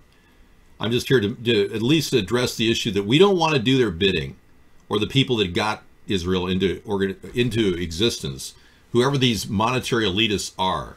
We don't want to do their bidding. We don't want to be in the Middle East defending Israel, because Israel has ample abilities to defend themselves. We would rather just assist in the event they were attacked, unprovoked, mind you. We would provide air support under my administration, but not ground support.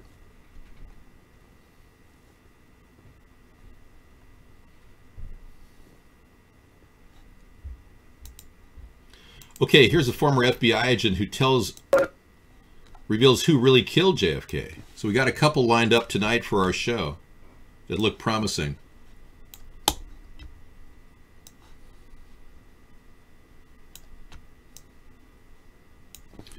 All right, let's see what we've got. Thank you, Andrew. Andrew came into our YouTube and said hello. Yeah, let's take a look at just a little bit of the former FBI agent revealing what he found.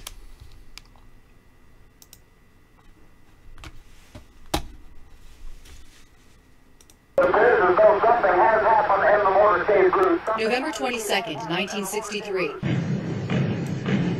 President John F. Kennedy is gunned down in Dallas. A crushing blow to the country and a personal affront to FBI agent Don Adams. Oh, it shocked me. It devastated me. And I thought to myself, what did I do wrong? Adams is retired, but still can't shake the assassination or investigation by the Warren Commission. Nothing but a bunch of liars. The Warren Commission determined that Lee Harvey Oswald fired the fatal shots from the Texas Book Depository. But Adams says the real person behind the plot isn't even mentioned in their report. I know for a fact in my heart that these things happened. Based on his service with the FBI and years researching National Archives, Don Adams says at best the Kennedy assassination is a massive failure to communicate between federal agencies and then cover up. At worst, it's conspiracy to commit murder. It's embarrassing because I love the FBI. It's a great organization, best law enforcement agency in the business. But we also have to face facts and reality that there are bad people in this world. The Army War veteran joined the agency in 1962. He was assigned to Thomasville, Georgia, where he began investigating Joseph Miltier, a name unfamiliar to many, but not the government. He was reported to be one of the most violent men in the country. Great. This is good. We're going to talk about this later tonight. That's great. I got it on our list of things we're going to play, and then here is another one. The JFK conspirator is the Clint Murchison meeting. The next day in Dallas, where were you at the time of the assassination? I packed my car to go to Austin for the big fundraiser, and they were having a meeting of the Democrats down the old Red Courthouse, and they were fussing. Some of them were highly disenchanted about John Kennedy coming to Texas. And so here they were wrangling, which was very common. So I was lighthearted, and I said, hey guys, I'm going on to Austin. I'll see you guys in Austin tonight. And I blew them a kiss. I walked out of the Red Courthouse, and we didn't have all the parking problem. I get in my automobile. You could hear the parade, the noise from the parade. I drove across the Houston Street Viaduct in order to hit the highway to go to Austin. And impulsively, I said, I won't have time to have my hair fixed in Austin, so I'll go by, let's see, was it Fair Teich's, the beauty salon, and get my hair freshened so I could go on to Austin. And again, it's about... Well, she's going to go on to Austin eventually. I'm not sure when, but yeah, that'll be one of the other videos we'll be looking at tonight. I'm sure she has a very good story to talk about. All right, Jackie O was a Mossad agent, Max. That's not only the first time I've heard that, that's many times people have been talking about how Jackie O might have even pulled the shot that killed our president. I've actually seen videotape that is very, of the actual digitally remastered video of the Zapruder tape that shows a fine mist emanating from, which looks much more like gunpowder going off, emanating from the president's head as he's blown away, as the head is blown off. We do know that JFK's head was blown off and it landed on the trunk. The problem is it's not in the Zapruder tape, the head. That's because 1.5 seconds of the Zapruder tape was removed and the head was removed with digitally remastered when it was finally released. The FBI had the Zapruder tape for 3 weeks prior to it being released, so they could doctor it. Very weird things about the JFK assassination that just don't add up. They believe that the car stopped, that the driver stopped the car. This was a new driver too. It was not a normal driver for a JFK. A new driver was put in, and he stopped the car long enough for multiple shooters to shoot the president's head off. So if in fact she was next to him and she had like a Derringer, she has an awkward position where she is standing right next to him, and it's almost bizarre how she's turning, but it does kind of look like he's getting a shot from underneath by her. If you look at it enough, you'll see the fine mist of gunpowder going off. It's not blood spray, it's gunpowder. And then there were many people on the ground that smelled the gunpowder. So how could Lee Harvey Oswald, the patsy, have shot it, and how could there be gunpowder smell at the ground level when he was way up in the book depository? Anyway, these are all theories. Many of them might come forward, and we'll learn more as time goes on. I think the fact that Trump is allowing the release of what we do have with a missing file the CIA has lost is very telling. We'll find out if anything is of any value that's coming our way. That'll be next week. Hopefully, we'll have it. Move ahead a few minutes. Okay. Or was You thought he was talking about Johnson? Yeah, but but I had already verified that that's what is going on, and he told me at that time. He even said that he was sure he had passed away, or was Lyndon. Well, when Lou told me it was Lyndon, of course it was very upsetting, and I didn't live all that far from the where I had my hair fixed, and he said, after tomorrow, those SOBs will never embarrass me again. That's no threat. That's a promise. And it startled me, really. Okay, yeah. That man, LBJ said to her, or she heard him say, that after tomorrow, this man will never be able to embarrass me again. And that's not a threat. That's a promise. LBJ made that statement. She heard it, which means LBJ was complicit in the killing of John F. Kennedy, which everyone has heard, who's heard this story, believes that. Because you knew full well that LBJ didn't win any election fair and square. He always cheated. In Texas, he cheated. It's what he did. He was not the guy to be paired with an amazing person like John F. Kennedy. I believe that John F. Kennedy, by the way, was made president because of his father's ties, Joe Kennedy's ties to the mob. So the mob became the reason why JFK became president. But I think at some point in his presidency, he became a man of conscience, a man who cared. Beyond his upbringing, beyond his dad's roots, he and Robert really wanted to do good. And that's what didn't match with the mob background. And I think the end, the mob took him out. That's my final assessment. I just don't know who in it and who was involved at that hit specifically. Or there may have been a conspiracy of many people, including George H.W. Bush, who was the lead CIA director at the time in Dallas. And people don't want to know that. Red Climate Mundial. There's some pretty weird things going on in the climactic situation. Let's take a look at this.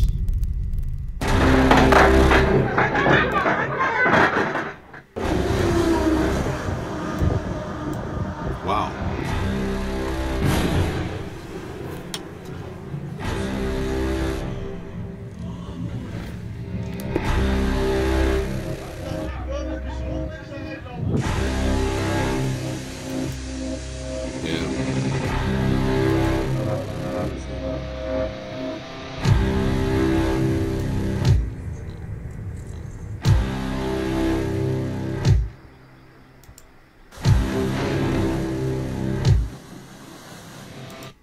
Very powerful stuff. We will look at this tonight for sure. I've got that bookmark.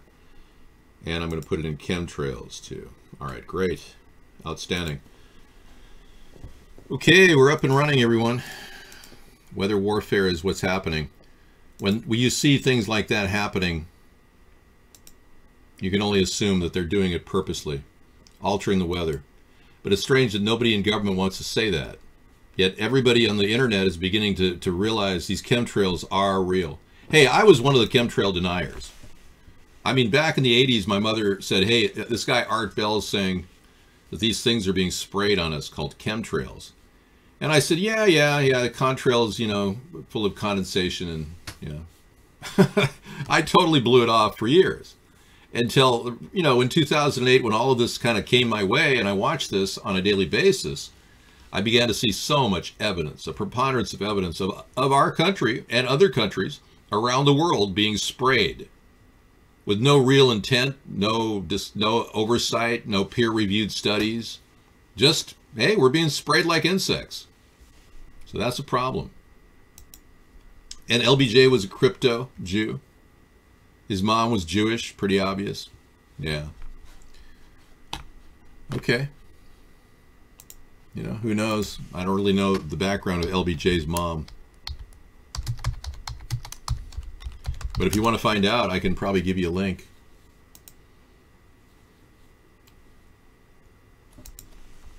Here's our first Jewish president. President Lyndon Johnson. There we go. This is how fast the internet is. A few months ago, the AP reported the newly released tapes from the U.S. Johnson's White House showed, this is back in 2013, an emotional connection to Israel. Wow. All right, read all about it. That's, yeah. Who really owns the rainwater? Colorado? I don't really want the government to control weather. Who owns the rain? Turns out, not you. You're actually breaking the law if you try to capture rain falling onto your roof and pour it on your flower bed. A prominent Utah car dealer found that out when he tried to do something good for the environment. John Hollenhorst has the surprising story. Rebecca Nelson captures rainwater in a barrel and she pours it on her plants. We can fill up a barrel in one rainstorm, so it seems a waste to let it just fall onto the gravel. Car dealer Mark Miller wanted to do pretty much the same thing on a bigger scale. He collects rainwater on the roof of his new building, stores it in a cistern, and hopes to clean cars with it in a new water-efficient car wash. But without a valid water right, state officials say he can't legally divert rainwater. What a joke. Okay, that's Executive Order 2 in my line of executive orders. Yeah, I'm going to make it so that no state can mandate the collection of water off of anyone's property.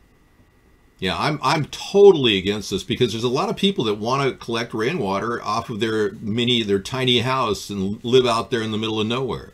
Especially in Colorado and areas of the country that are saying it's illegal. They're hampering the growth of their own state. So definitely Executive Order number 2, besides legalization of marijuana. And I want to make Executive Order 3 in ahead of time just to say that we're going to need some ability for people to create their own septic systems without being constantly regulated by the Department of Health. So the Department of Health will be ordered to stand down in every instance of septic inspection and septic health. And the only time they're going to be intervening is when there is a serious problem of contamination of groundwater. Only when groundwater is directly affected. Not in a general way like, oh yeah, miles away somebody's got an outhouse, it's affecting my groundwater over here. No, it has to be right within the same area. And that'll be written in the executive order. You can't force people who have to defecate. Now, this is a huge problem because we've got homeless people now in San Diego who are virtually dying from hepatitis A.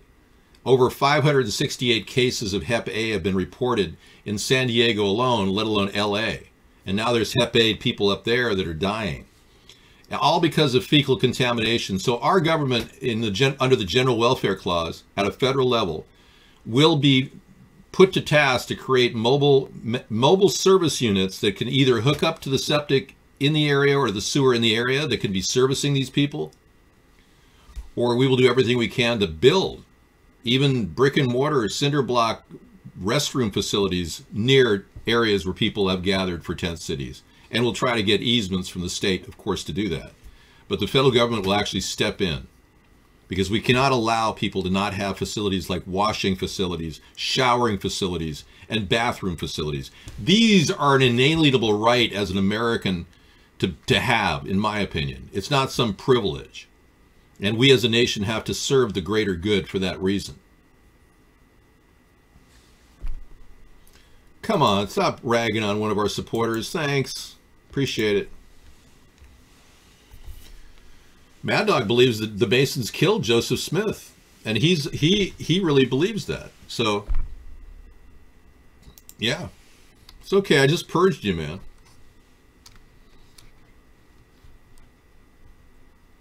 Yep, the Masons killed Joseph Smith. I don't mind sharing your views, man. Yeah, in fact, Joseph Smith was a visionary in his own faith. He believed that he had seen the tablets of Moroni, the spirit Moroni, who had transcended and given him, and apparently there were 17 witnesses to these, what were they, golden tablets? They're supposed to be locked up in the Mormon tabernacle or something. Yeah. It's a pretty intense story, yeah. And with 17 witnesses, how do you make that up? There's evidence the country was even visited, this is off the subject of Mormonism, but there's evidence this country was visited by people as far back as 1000 AD. The Knights Templar, they believe, had maps of the New World, that they had visited this area. There's a very interesting book, a friend of mine showed it to me, and we bought a copy of it. It's called America BC. Yeah, it's amazing. America BC. And it talks about the early days, the Druids. Apparently people were even coming over here before Columbus. But I don't want to ruin anyone's belief that Columbus discovered America, okay? Even though a lot of people are contesting that now. I still really admire what Christopher Columbus did. And mapping the globe was, you know, an amazing feat. And you mentioned globe, right? Because I'm not a flat earther. Thank you. All right, so we're going into the next phase of our show. Coming up October 31st, we are having a Halloween special, so don't miss it. Where I'll be scaring everyone in the show. I've got a mask of a cyborg mask that's pretty cool. I haven't looked at it, but I ordered it online, and I'm going to try to fit this box over my head if I could. I'm going to cut some eyes in here too and make a box head. The ultimate, so I will be Mr. Boxhead as well as the cyborg. And I'll pull the box off, and I don't know if my head will fit in there. But hopefully I'll be delivered as a cyborg in the show. Boxy Boxhead. There you go. Boxy's awesome.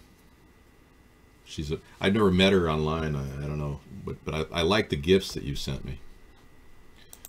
So we talked a lot about the country, but we haven't really addressed the, you know, obvious problem of what to do about Trump.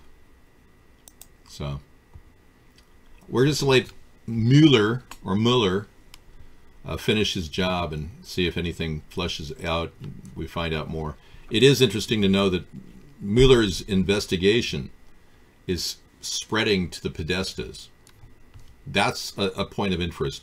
The Ukrainian involvement in a financial deal brought the Podestas in, and Mueller is looking into the Russia-Ukraine connection, because apparently Trump has been supporting Artemenko, a replacement for Poroshenko, which is what the Russians want to do, which shows that Trump has been working for the Russians for the past 9 months. Not only did Michael Flynn try to get rid of Poroshenko of Ukraine, the leader of Ukraine, trying to promote Artemenko, but Michael Cohen picked up the ball when Michael Flynn was pulled out, when he was kicked out of being the National Security Advisor. So Michael Cohen, Trump's attorney, has been pushing that pro-Russian stance of replacing Poroshenko with Artemenko. Obviously, that's going to pop up in Miller's face. He's going to see it and go, wow, what's going on here? So Trump has been willfully working to help the Russians. And ironically, when the sanctions were doubly approved by the House and the Senate against Russia, that was like a major flaw in I mean, if Russia really was trying to get Trump to remove the sanctions, which it looks like they were, they're reeling from that right now. They're going, oh my God, this is backfiring. And it would really backfire if relations with Trump led to bad relations with Russia. And we wouldn't want that to happen. If Russia does have a sex tape on Trump and they do reveal it, you can imagine how pissed off Trump would be. I mean, put yourself in his shoes. You see the size of his penis in a sex tape. The world knows what he's packing. For a man, it could be pretty disastrous. It could be devastating. Some people might want to start a nuclear war over that. Maybe even start an air war with Russia and Syria. That would be very bad. So let's talk about anything other than Donald Trump's penis. All right, thank you. So let's take a look here at the new ballistic missile capacity of our country.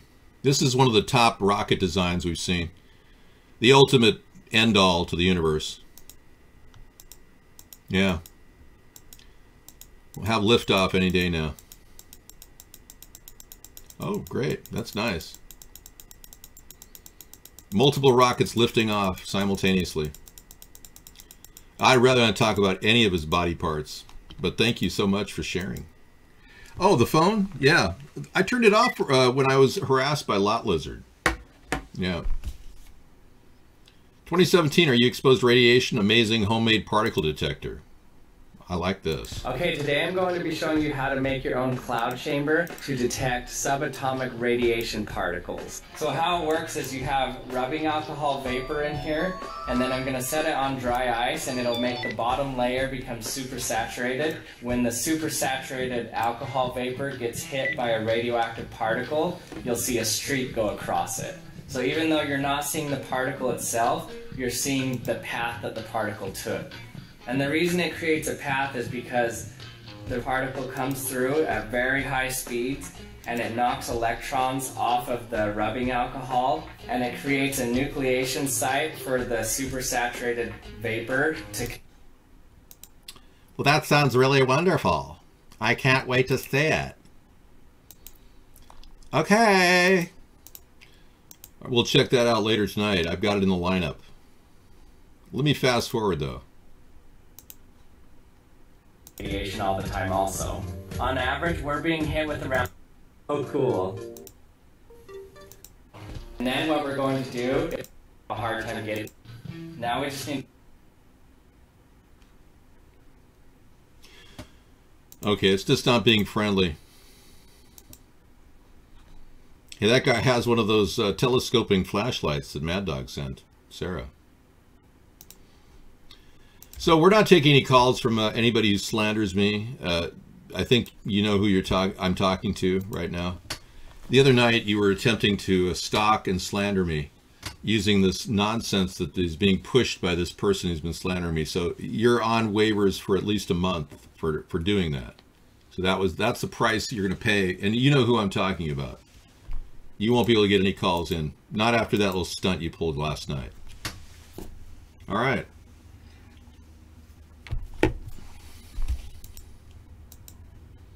Here we go again. Guest chat on. We are ready. And I'm going to give you more guest chat as the night goes on. As most of our evenings are guest chat friendly. We do have a few people trying to attack us on a daily basis though. Okay, votes tally day in Kenya. If you're out, you may get shot. Kenya. This is from Barack Obama's home country of Kenya. Well, let's not miss that. You know, when Michelle talked about going to Kenya, Barack Obama's home country, I knew something was off with the Obamas. Well, he was a bad boy the other night. He's trying to promote a slanderous troll who's been stalking me in the room.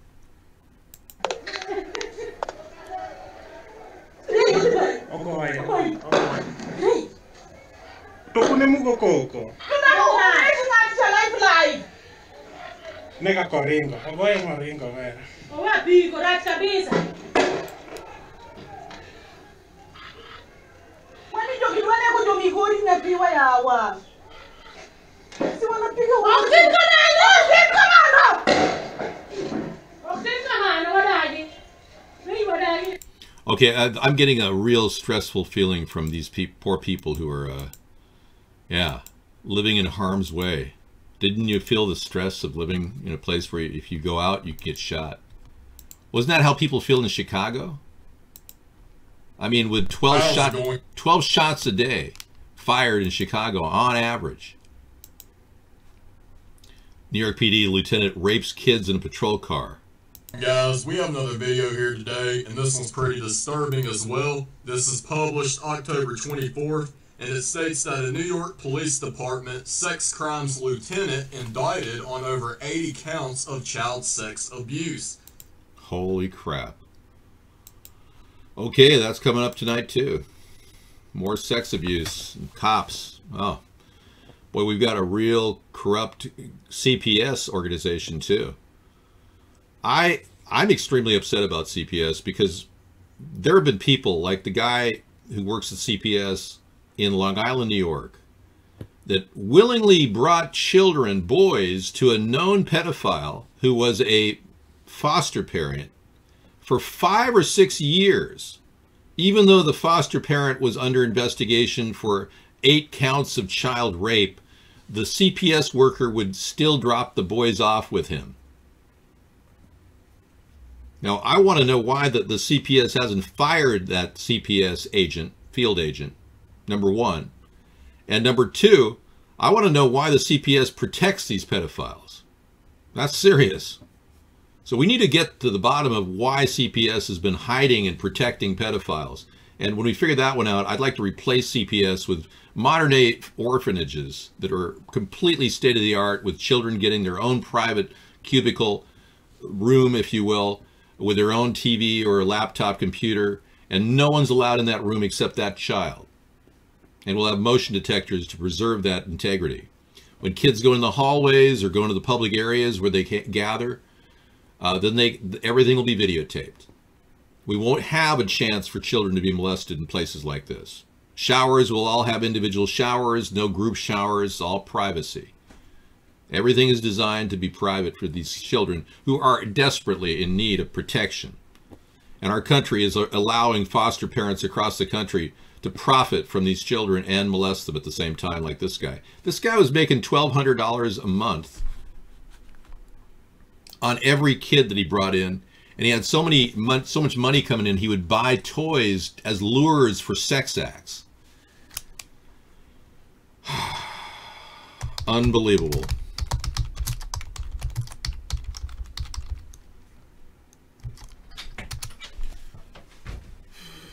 Yeah. Thank you. David says, unbelievable. I know it's time for a take a break.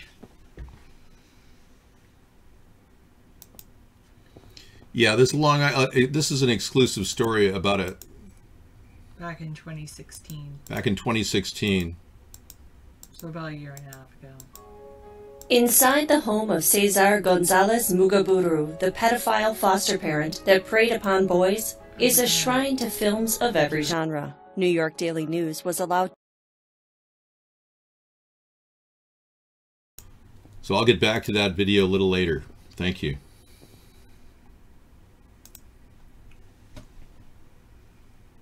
Thanks, Bob Ross. I had some pasta with zucchini tonight. Oh, you did? Well, I just took it out of the freezer. Oh, one of those. Cool. Okay. I don't like to eat those at lunchtime, but I eat them at night. Okay. So then I'm tired. Yeah, well, it's good you have some carbohydrates to... It's nice to have carbos in the evening. I did have tortellini and zucchini last night. You must be reading minds. I put together something I picked up at Trader Joe's, and I took some zucchini from my a big zucchini I was cooking, cooked that with onions and some bacon, turkey bacon, and the tortellini on top. It's actually pretty good. Okay, Sarah's going to come in here and just hang out with you guys. I'll be back to talk about more things. Let me get rid of a couple links before I leave. I just want to see if I can... That's just so weird. Yeah, let me put this in... Get rid of it. Well, it's the funniest thing. I mean, it's the weirdest album covers on earth. Strange, weird stuff. Let me see if I can get a place for it. I'm going to put it in Good Living. Add a new one called...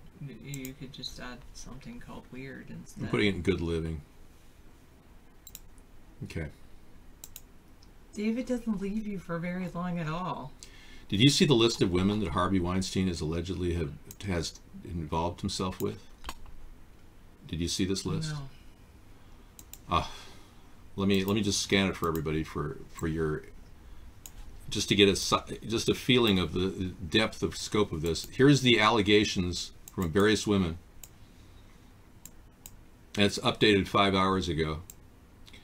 It goes on. We're talking Roseanne Arquette, Kate Beckinsale. But look at all the women that have been allegedly molested by this man. I'm not even halfway through. Just going on and on and on. All these beautiful women. Every one of them innocent of and wanting to become stars. And the ones where you don't see pictures, those are testimonials where they don't even want to show their face. So a lot of these pictures not even, there's twice as many pictures.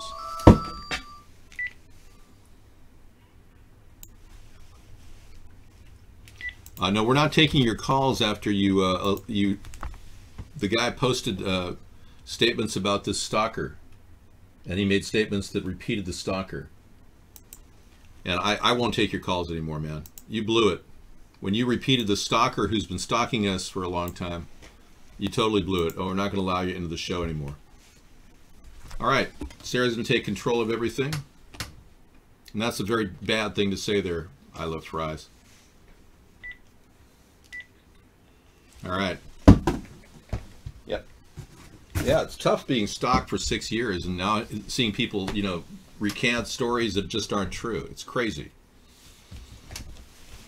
All right. Thank you. All right, we'll see what happens with that scissor fight. You might have missed some trivia earlier, but now you're back. And so now we'll do some more trivia. Hello. Oh, Andrew Parker, GB. All right, NYPD 1. All right, fantastic.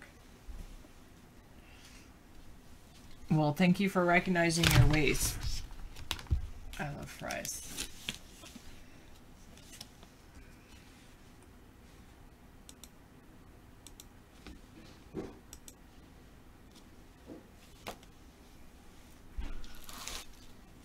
I think I'm going to finish the world literature.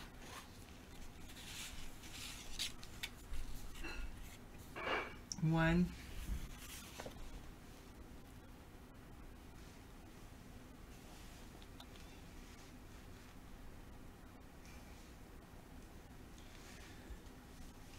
Who is a 20th century American author and cartoonist whose works include The Secret Life of Walter Mitty. His humorous drawings, short stories, and essays poke gentle fun at the lives and folly of men and women. Not Snoopy, not Walt Disney, not Norman Rockwell. His name is James Thurber. What is a famous line from the play Julius Caesar by William Shakespeare, where Brutus is urging his comrades to seize a fleeting opportunity in an armed conflict? I'm not repeating questions. Not et tu, Brute. It is. There is a tide in the affairs of men, which, taken at the flood, leads on to fortune. True, all of those are also from Julius Caesar, but this one was in particular. All right. What is the first line in Songs of Experience by William Blake?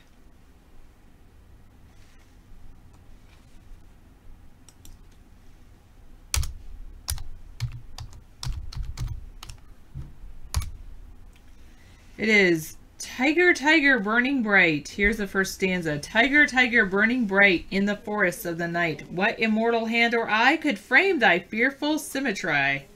Really symmetry, but I had to make it rhyme, so I did symmetry.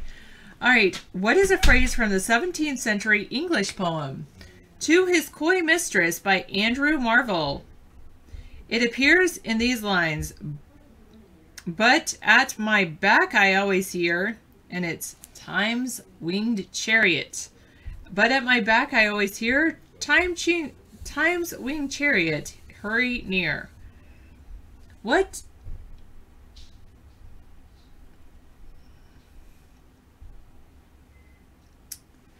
Who was the handicapped son of Bob Cratchit in A Christmas Carol by Charles Dickens? Bob Cratchit was the employee of Ebenezer Scrooge.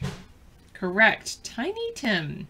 He speaks the famous line, God bless us, everyone.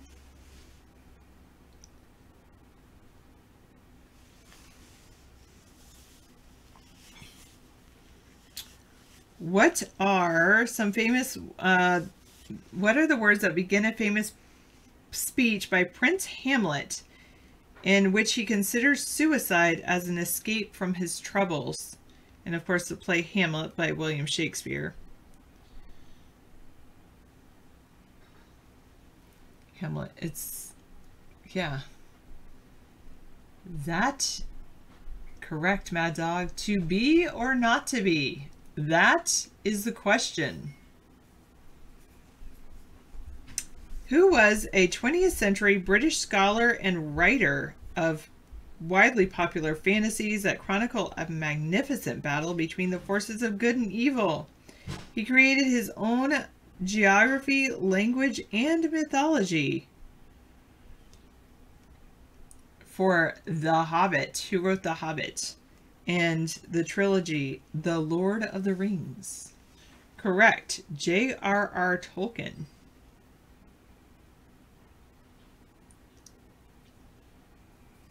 Good job. Chico got that right. And Frups. What was a novel by Mark Twain where the title character is wily and adventurous boy? In one famous episode, he tricks his friends into whitewashing a fence for him by pretending it's a great privilege and making them pay to take over his job. Correct. This one was The Adventures of Tom Sawyer. The Adventures of Huckleberry Finn is a sequel to Tom Sawyer. Huck Finn is Tom's best friend. Who was a thumb-sized hero of children's stories from the 16th century on?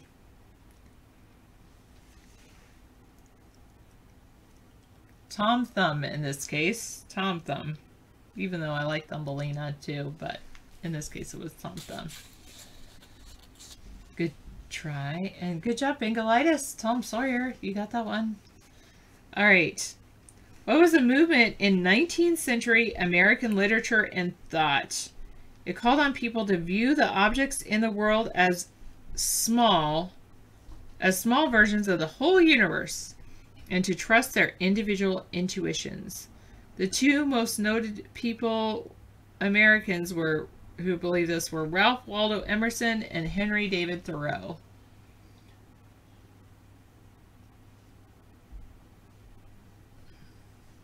What was that movement called? Henry David Thoreau tried to start this type of movement. It starts with T.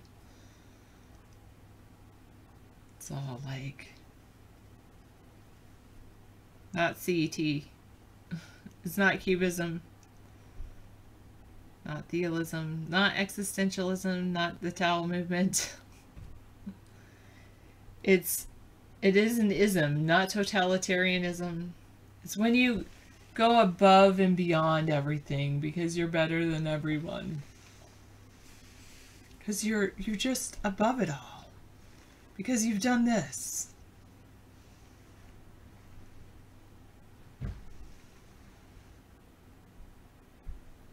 Starting with a T. It is transcendentalism. Transcendentalism.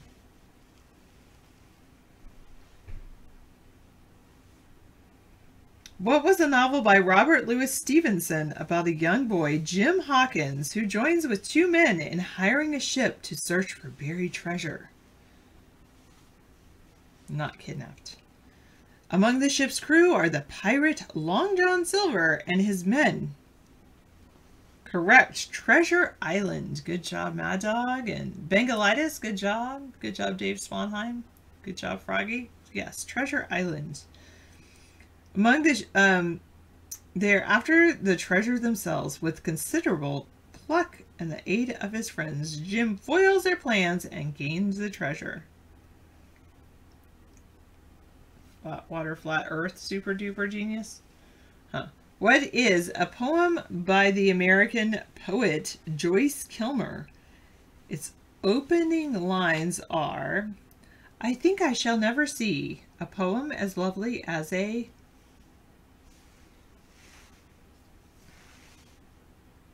I think that I shall never see a poem as lovely as a...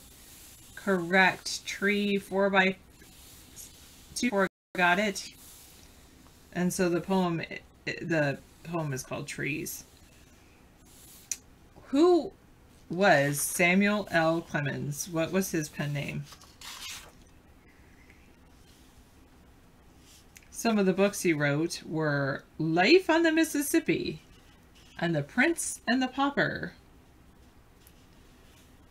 He was an American author, humorist of the late 19th century and early 20th centuries. He's famous for his stories with settings along the Mississippi River.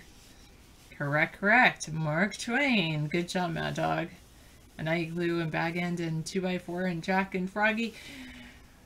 And Bengalitis.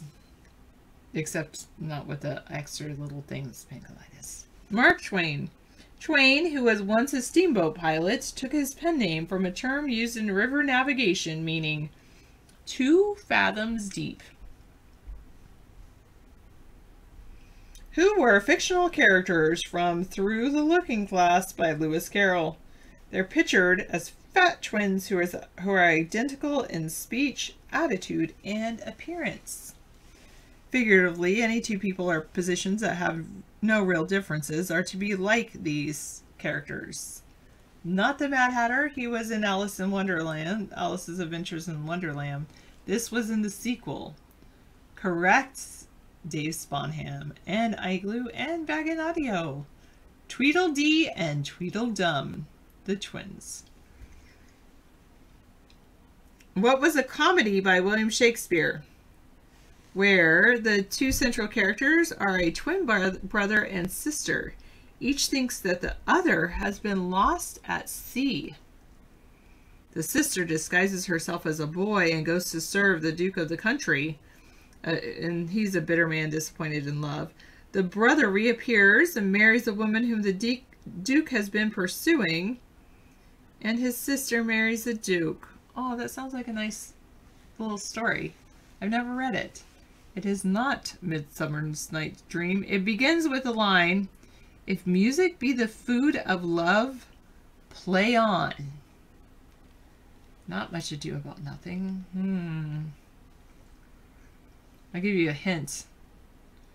Oh, Mad Dog just included one of the numbers from this play in his writing. Kind of, yes. If music be the food of love, play on. 12 something is correct. It is 12th night. 12th night. 12th night. All right. 12 Angry Monkeys was a good movie. All right, moving on. What was a novel first published by Harriet Beecher Stowe? It paints a grim picture of life under slavery.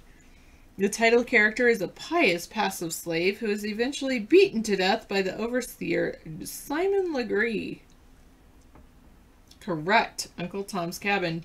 Published shortly before the Civil War, Uncle Tom's Cabin won support for the anti-slavery cause. Although Stowe presents Uncle Tom as a virtuous man, the expression Uncle Tom is often used as a term of reproach for a subservient black person who tolerates discrimination.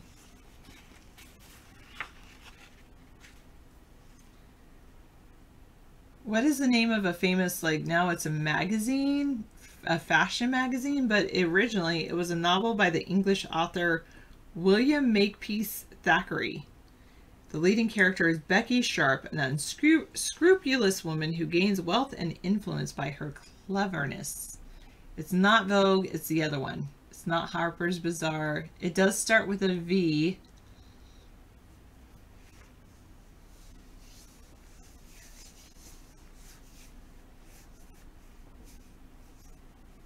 It's a fashion magazine, not one of those, Chico. Not Vogue.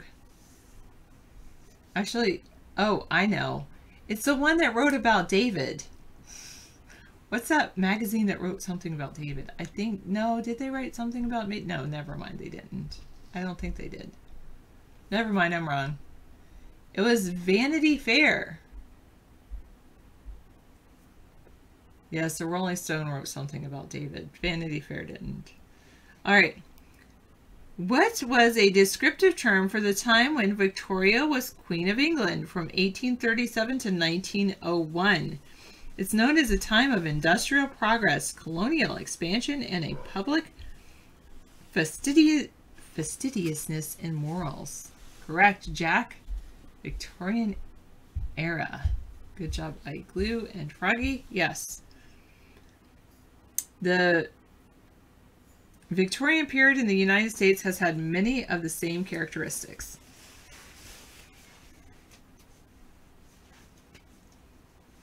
Okay.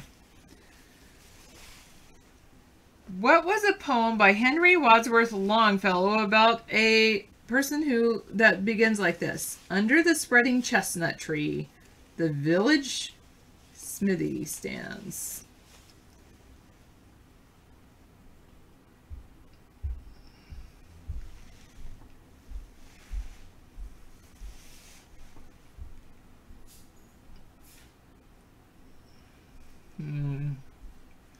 It's about, who is it about? Under the spreading chestnut tree. What's the poem about? That's basically the name of the poem. Who's standing there? Yes, it is the blacksmith. It's The Village Blacksmith was the name of the poem. Good job, Mad Dog. Who is a 20th century American writer? His best-known works are Cat's Cradle and Slaughterhouse-Five. His novels include elements of humor and fantasy within a framework of violence and alienation of modern life.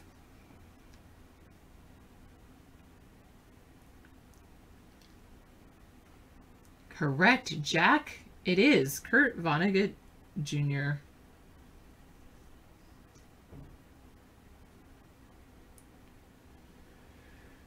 What was a book by Henry David Thoreau describing his 2 years of life alone at Walden Pond in Massachusetts? He recounts his daily life in the woods and celebrates nature and the individual's ability to live independently of society.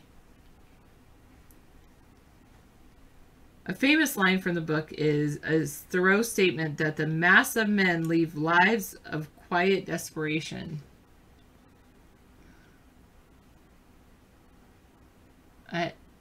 Not on Golden Pond. That was a different one.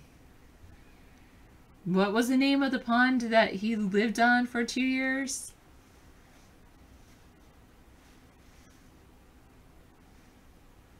Nice, Mad Dog.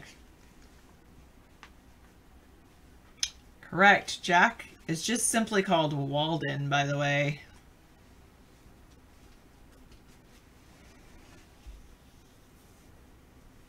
All right, who was a Who wrote The Color Purple, a Pulitzer Prize-winning novel that was adapted by Steven Spielberg for a successful film? Who wrote the book? A 20th century African-American writer whose works often deal with personal and family relationships and with black women in a racially oppressive society. It was not written by Oprah Winfrey. Yes, she played a part in the movie, but she definitely did not write the book.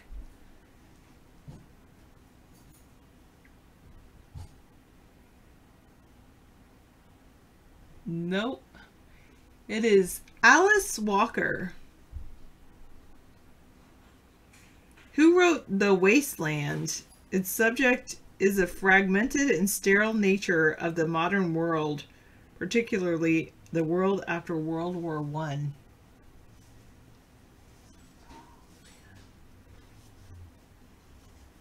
The Wasteland, 1922. Which author signed in to call you hot? It is correct, MJS. T.S. Eliot. Correct. What are the famous lines from the Rime of the Ancient Mariner by Samuel Taylor Coleridge, where the speaker, a sailor on a becalmed ship, is surrounded by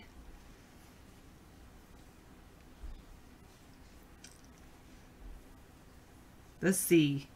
By extension, these lines are used to describe a situation in which someone is in the midst of plenty but cannot partake of it.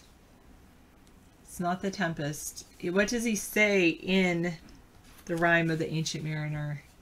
He says, what is he surrounded by? Yes, I said the sea, but really, what material is he surrounded by? Correct, Jack. Water, water everywhere, nor any drop to drink.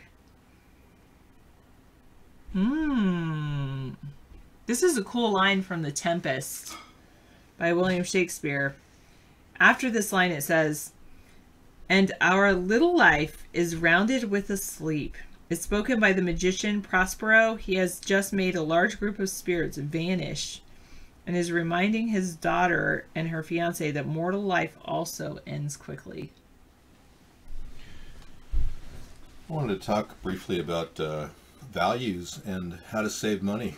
This happened to be the last one of this particular value that I've been looking for a long time. Carrot juice. Carrot juice. And this is tropical carrot, so it's like guava and something. Yeah. It's got guava. What's feel good? See what about this juice? 8 1/3 carrots, 1/3 pineapple, 2 1/3 oranges, 1 2/3 pears, 1 3/4 guava, and 1/2 passion fruit. Wow, that sounds great. And look at the savings, you know? Elsewhere, $5.59. So these are the kind of deals that we get at our grocery outlet, and it's a pretty good deal. Yeah, it's like, I love this particular stuff. It makes you feel great when you drink it. Anyway, thought I'd share that with you. All right, I'm going to share this line. We are such stuff as dreams are made on, and our little life is rounded with a sleep.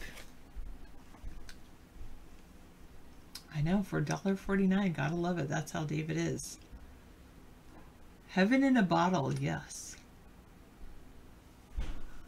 That was the question. Moving on. Who wrote The War of the Worlds and The Time Machine and Outline of History and comic books? An English author of the late 19th and early 20th centuries, much concerned with social and political reform. He wrote futuristic novels. Correct, correct, correct. Blue Monkeys and Froggy got it, and Pigs, you've reversed the letters. Chico got it. 2x4, okay. MJS, yes. H.G. Wells. Okay, one last one. Who wrote The Golden Apples and the novels Ponder the Heart and the Pulitzer Prize winning The Optimist's Daughter? 20th century American writer, known for her short stories and novels that depict the people and life of the rural South.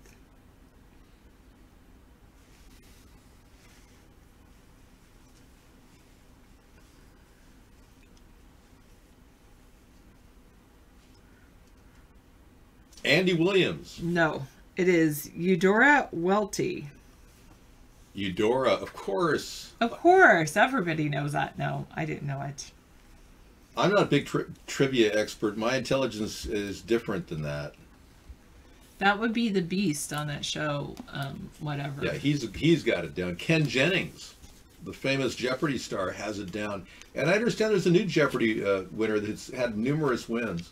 I don't know who he is, but he's really a trivia expert. The Beast. Now, you watch The Beast. What is that show called? The Beast? No, I forget what it's called. I'll let you know. Yeah. I think That's I a might trivia go question watch in and one. of itself. You could watch more of trivia and just have trivia all night long. I think I might. It's different to run the trivia than to watch it. It's great to just sit there and absorb information, you know, not stress yourself out. That's why people like watching our show and watching your trivia section. It's not too pressured. I think it's called The Chase. That's what The it is. Chase. Oh, yeah. It's a good show, actually. It's two people competing against this brilliant guy. Yeah. Who's an Englishman. Hey, thank you so much, Sarah. That was awesome. Great. Fantastic. Wonderful Sarah helping us through the show. And 5 hours is not easy to pull every night. We record 4 hours of our show, and many people don't realize the difficulty. When Sarah first started and I first started, I ran 10-hour shows a day for 50 straight days before the 2008 election. So I was virtually nailing them every night. And on the 54th show, I actually went out of my way to go outside and just say, hey, I'm logging this in. This was the morning after the run of 50 days, and not one press release, of all our press releases, not one returned saying good job. Not one press release was returned from any media outlet in the country, and we went over 200 press releases went out. And this is right before I did the blackface video too. Hi, good morning. As you can see, I'm still wearing the shirt I wore last night and yesterday at Blog TV. It's exhilarating to do Blog TV. We've been having an incredible time. This is in fact day 54. I thought yesterday was day 54, but we did a recount, and we determined that today is day 54 as we approach the election. And as your potential write-in candidate, David John Sponheim, I'm here to show you my hybrid electric vehicle. It's not a plug-in hybrid. That's something I want to build at the U.S. Auto Corporation that I want you, the people, to own. Check out this vehicle. Isn't that a beautiful car? Everywhere we go, we get looks. One of the reasons people look at us is we get about 60 miles per gallon, which is really nice. We've been across the country a few times campaigning, and this vehicle is truly a dream to drive. It's a little bit tough on the bumps because those tires are high pressure, just to make sure that it goes as far as it can on that gallon of gas. Anyway, enjoy the show. We're going to be having a show every day, Pacific Standard Time, 5 p.m. on Blog TV, and I'm going to be talking about issues from renewable energy to getting out of Iraq. Thanks for listening, and don't miss our show. Yeah. Well, that was just the beginning, because then I just couldn't stop doing it, and we did 4 years of Blog TV after that. And Blog TV was bought out from under us, which is kind of screwed up. A federal informant, I believe was a federal informant, got $5 million to just buy up a network to get rid of us. And then we moved over to the Vaughn network, and unbeknownst to Vaughn, I doubt he realized what was happening, that we brought 1 million people into his room, and he never got thank you for saying that, Chico. He never sent me one letter of appreciation. And now I find out he's been contacted by the Russians, and Paul Manafort may be involved, and they've been trying to censor me through Vaughn, which is really intense when you think about it. Yeah, well, it's great to feel good when you're 57. That's part of the key to feeling young, is, to being young, is to feel young. And one of the things I'm doing right now is trying to de-stress. Stress is a killer. It takes you down, makes you age quicker. So I do a variety of things that make me feel good. I am a descendant of a family that has the notoriety of being having the oldest living human being in North America. And that would be my great uncle, Fred Hale Sr. He lived to be 114. And his whole life was dedicated to a regular routine. That's one of his secrets to living long life, is a regular routine. Just word of warning. Always look forward to your next day and think of things you're going to do. And try to, at the very least, take your vitamins, once in a while. Actually, he had a teaspoon of bee pollen every day, along with a shot of Irish whiskey. And that was his secret. He didn't drink any more alcohol than just a shot of Irish whiskey. And I don't know, I'm thinking maybe I'll get some bee pollen and some Irish whiskey. I like the idea of red wine. I haven't gotten into drinking. I'm not a drinker. But I'm thinking that would be kind of cool to have a way of maybe imbibing a little bit of the benefits of the red grape as I get older without becoming an alcoholic. Because the last thing you want to do is drink too much. Thank you. Yes, the long lives of the Hunza Valley, Pakistan, the Kush Mountains. Many people believe their diet of yogurt, and yogurt has in it natural bacteria, makes their body stronger. It's very interesting that they believe that the yogurt that they create up in the Hunza Valley is one of the keys to longevity. Goat yogurt, mostly. Thanks, DT. Appreciate it. Well, it was a pretty rough start, I'll tell you. This whole effort behind the third party was just listening to Obama's lies and saying, this guy's not telling the truth. We could see through him. And that's why we felt that because the left was being driven farther to the left and the right was driven farther to the right, we had an obligation to at least start a third party in the middle of the political spectrum. And that's truly what we represent. Our socially liberal ideas are never without a concern for the cost. We don't want to just throw money at projects like the Democrats have and create bigger government. But at the same time, we want a government to do something and get money back doing it so that we don't have to fuel it with our tax dollars. So that was the essential component of the centrist economic vision for our country. We called hybrid capitalism. And it was just a way in which the government can get some money back, fix problems, but downsize in the process, because we really have too big of a government. That's the truth. Our government's way too big. And now it's becoming more of a police state, which is dangerous to our individual freedoms and puts all of us at risk. So being an American should mean something. And many of us are beginning to wonder, is somebody buying off our government? And the answer is yes. Our government has been bought off. But we still have this wonderful Constitution that gives us the ability to create political movements and at the very least get a write-in candidate forward. If enough people know about me, and I'm licensed or at least registered in every state that requires me to register it. By 2017, I haven't registered in any states. I haven't even filed, but I'm still testing the waters for 2020. And I'd have to actually register in 35 states as a write-in candidate. 34 states. Individually, every state has to be contacted and I have to register with them, as well as registered with the FEC. So it's getting more and more complicated to pull this off, and that's the way the government and the New World Order wants it. Now, we've seen how they've censored us big time across the country. And the media censorship is beyond our belief.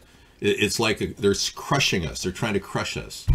So doing this on a nightly basis, at the very least, is a thorn in their side and drives me forward to do it every day, just to keep this rolling, because we really have an obligation to start something, to stop these people who are so cavalier in their desire to control our future and use people like they were dish rags. And these are the exploiters like Trump, people that profit from liquidating and exploiting labor, liquidating companies and exploiting labor. So we've got to deal with those people head on. New ideas, that's what we'll be talking about this week. Ocean Pipeline Project was one of them tonight. No, I'm not related to Larry. No, sorry. Leisure Suit Larry. I am, distantly related to Count Dracula, but not directly. I'm not a direct relative. My family was in Wachovia in Romania when they terminated him So they called upon Frankenstein to do it.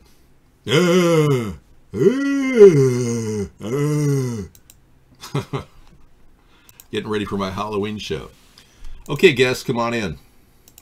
It's time. Once again.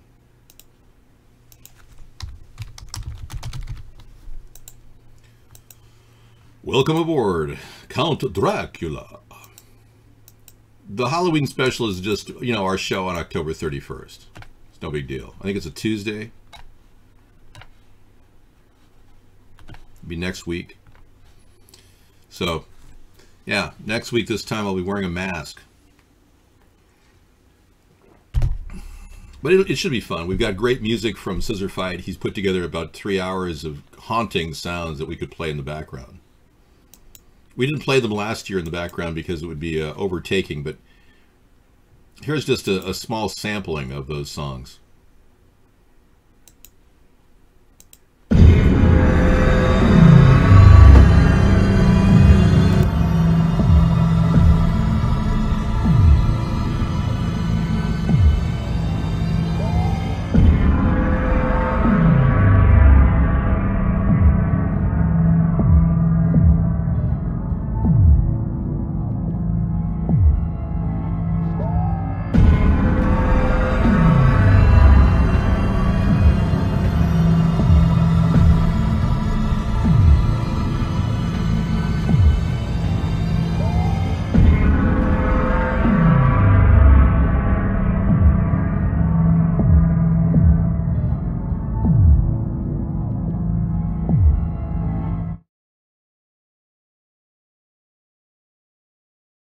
I've got at least, 20 minutes of that. I could probably play at a lower volume.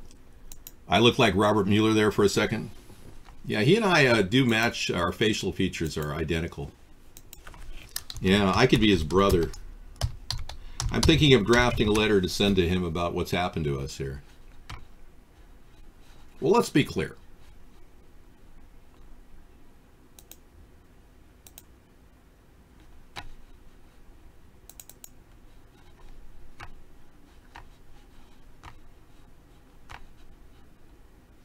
He's got a pretty intense look about him. He is, by the way, one of the people that put together the 9/11 Commission report. So obviously, we don't all see eye to eye on that issue.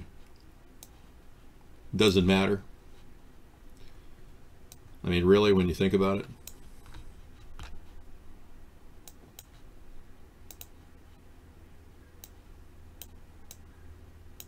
Yeah. He looks like he's from New England. I have a New England backbone that came from my mother's side. He looks like a New Englander. I'm not sure where he's from. Probably Maryland.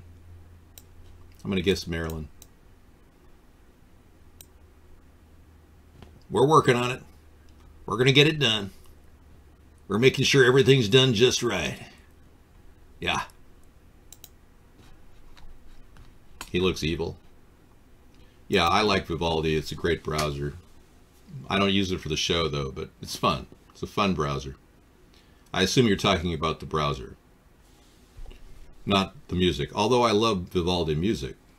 Vivaldi was undiscovered for a century. Yeah.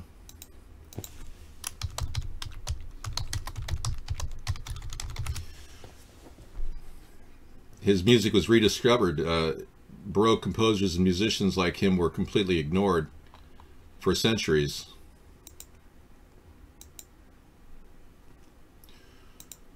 I happen to be a very big fan of classical music. I want to share some with you here. Yes, this is, yeah, Vivaldi is. There you go.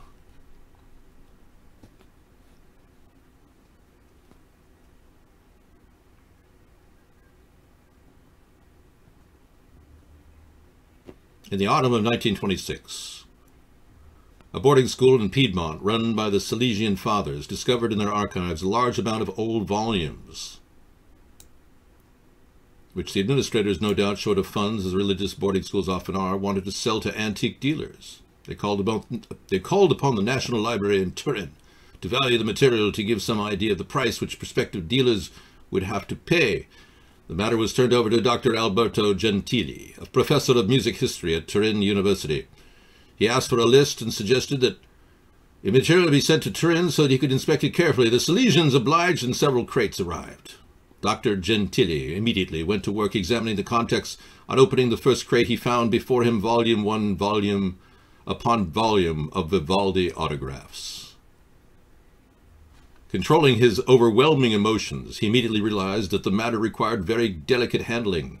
Steps had to be undertaken to prevent the manuscripts from falling into the hands of professional dealers, which result in an inevitable dispersion of individual manuscripts and possibly sale abroad. Naturally, Dr. Gentili and the library administration fervently wished to secure the treasure of Turin. For the Turin.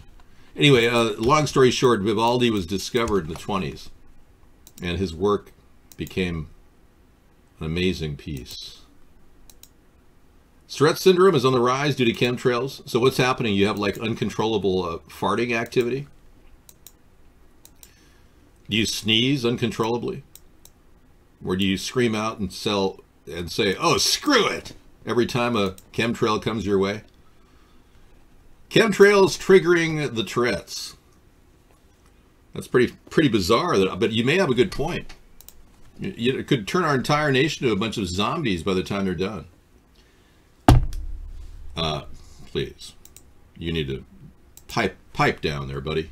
Go get yourself a place at a bar stool in West Hollywood and fulfill your dreams of being gay. I'm sure there's a bar stool waiting for you in a lovely bar somewhere down the street from where you normally hang out. Yeah, some of you people are just really skirting the edge of whether you don't know if you're straight or gay. It's so sad. You know, transgenderism is being forced on us like no other. We've got transgenderism going on left and right in our country now. Here's a picture of the legendary Playboy picture. This woman / dude is in fact the first he/she that was going to pose in the upcoming Playboy this coming month, I guess. I don't know when it hits the stands in November. It's supposedly going to feature a tranny with a full spread. So scroll down. What am I to scroll down to look at? I'm sorry, this picture has been interrupted so that you don't look at it. Right, so you're all thinking this is a woman, right? No, this is the dude. There he is. You're all getting excited, I'm sure. Really? I didn't know I was into transgenders. Yeah. And unfortunately, that's all I could talk about tonight because Trump has pretty much destroyed the news as we know it. I could bring up the truth about chemtrails being dropped on your head. Or I could show you how victims in Mandalay shooting are faked. And how many people looked at crisis actors in a videotape and thought they were real. Researcher can't find anybody who died in the Las Vegas massacre. Yeah. And I challenge any of you to produce any pictures, legitimate pictures of dead people. Oh, please stop the nonsense from this freak. Thank you. Who's stalking us? Thank you. Hugh Hefner is turning over in his grave. Good point, guest 719. On the transgender issue. Yeah, you're right. Good point.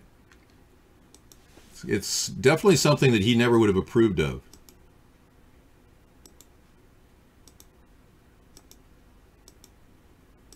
No.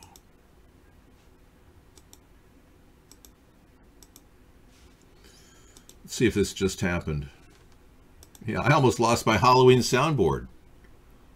That's the worst thing that can happen. Look at this soundboard. It's going to be great for us.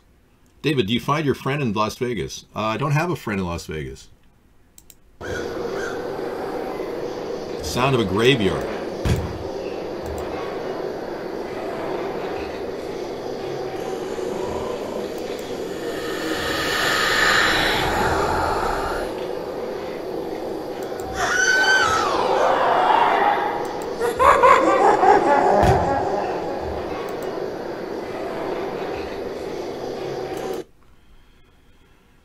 intense. Yeah. Don't those sounds kind of freak you out? Thank you. All right, so we are unbelievably nonstop every night. We do a show dedicated to politics and discussing things interactively with people daily. This is what I do. In case you're wondering, I don't make any money doing it. This is not about profit. This is about saving the country. I'm dedicating my life to this effort. Whether you like it or not, you disagree with me on any point, you may think I'm a nut job because I believe that we never landed on the moon. That doesn't matter to me. It's a moot point. I would rather we try to land on the moon and do some mining of the moon. So we're on the same page as far as moving forward. You can look back and say, oh yeah, we went to the moon. It was wonderful. We never went back 50 years later. So we have a nonstop effort to keep this rolling, and here we go. We can't stop and we won't stop. We're gonna dance all night, bring it on to the sunlight. We can't stop, we can't stop. We can't stop, we can't stop. We can't stop and we won't stop. We're gonna dance all night, bring it on to the sunlight. We can't stop, we can't stop, we can't stop. So let's be clear. In this coming election year, please vote for David Sponheim, America's Good Party.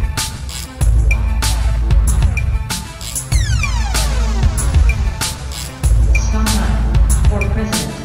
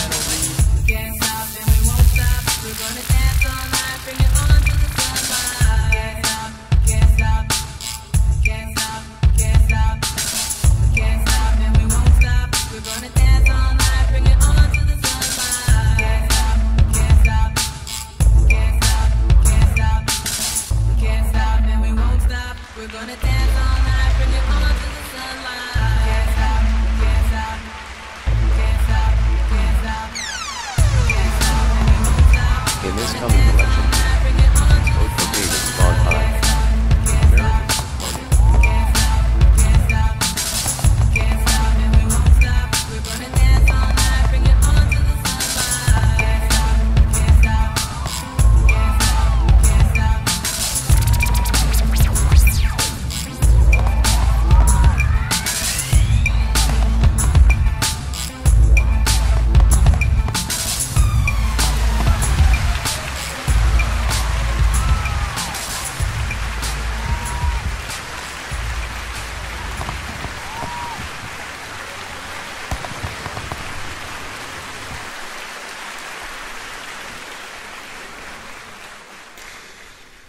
Well, that was exciting. You see, I got to get up. I got the moves like Jagger, so I got to be, you know, at least working it. You got to keep active, even when you're 57 years old. So, hey, Carolyn. Thank you, man. Good for you. Gold is at $12.75 today. Silver dropped below 17 to 16.88. And the Dow Jones still doing fairly well. 23,441. Nothing to, you know, cry about, that's for sure. Oh yeah. You know, I don't know. You can't really slander a public official. In other words, you could say anything. If I were public, and if I were in the public eye here in America, you could slander me. Yeah, it'd be perfectly fine. But right now, I'm not in the public eye in America, so it's illegal to slander me. And when the Rolling Stone called me a bizarre fringe candidate, I was offended. I call that slander. But if I were to try to sue them right now, they're going into bankruptcy, so the suit would be added on as a lien on if I won the case. So what's the point? Yeah, Rolling Stone might get bought up. I'm sure the online presence will continue, but the magazine, I think, is almost on its last leg. Oh, yeah, well, you know, frankly, slander is something that has to be proven. You're right. but I really don't want to sue anybody. I just want to move forward and help the country. Well, I guess I am public around the world, but not in America. And that's where they made the violation. All right, since many people are jealous of what I'm doing and don't understand what I'm doing and don't have the comprehension of a tsetse fly, they don't get to speak here. So, yes, in order to receive monetary damages, that's correct. Okay. Some of you really like that.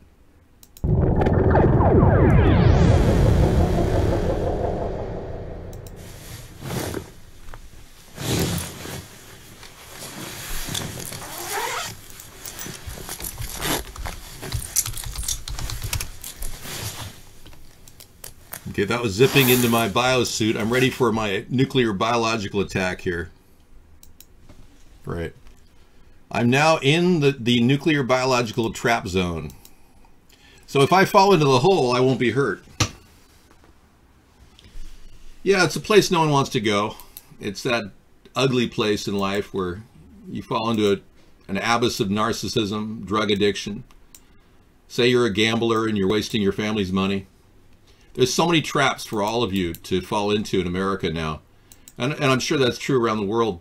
So we all have kind of it's like they're making it almost impossible to survive economically. It's like quicksand out there. So I don't know. I'm kind of a survivalist. I believe in preparing. So I've got this NBC set up in my car. So if Sarah and I get stranded somewhere, we can get into our nuclear biological chemical outfit with air purifiers and filters. I'm serious. A biohazard suit. Sarah and I travel with that when we travel across country. And believe it or not, I would have needed it in one location. We almost got into it. Yes, she's just Ellen DeGeneres works for MGM Grand. She's just their mouthpiece. They put out Jesus Campos as a press release. I mean, give me a break. Nobody had a chance to really question him. It was a complete cover-up of a false flag. And by the way, there's no evidence that Jesus Campos actually is a security guard. He's not registered with the state of Nevada. So, yeah, a lot of weird things about the Mandalay Bay shooting, which led me initially to believe it's a false flag, and now I know it is a false flag. I'm confirmed of that belief. People might have been injured. I'm not denying that. I'm not denying that women like this woman is enjoying a good, you know, smoke on a marijuana water pipe. Who can deny that? A lot of things you can't deny anymore.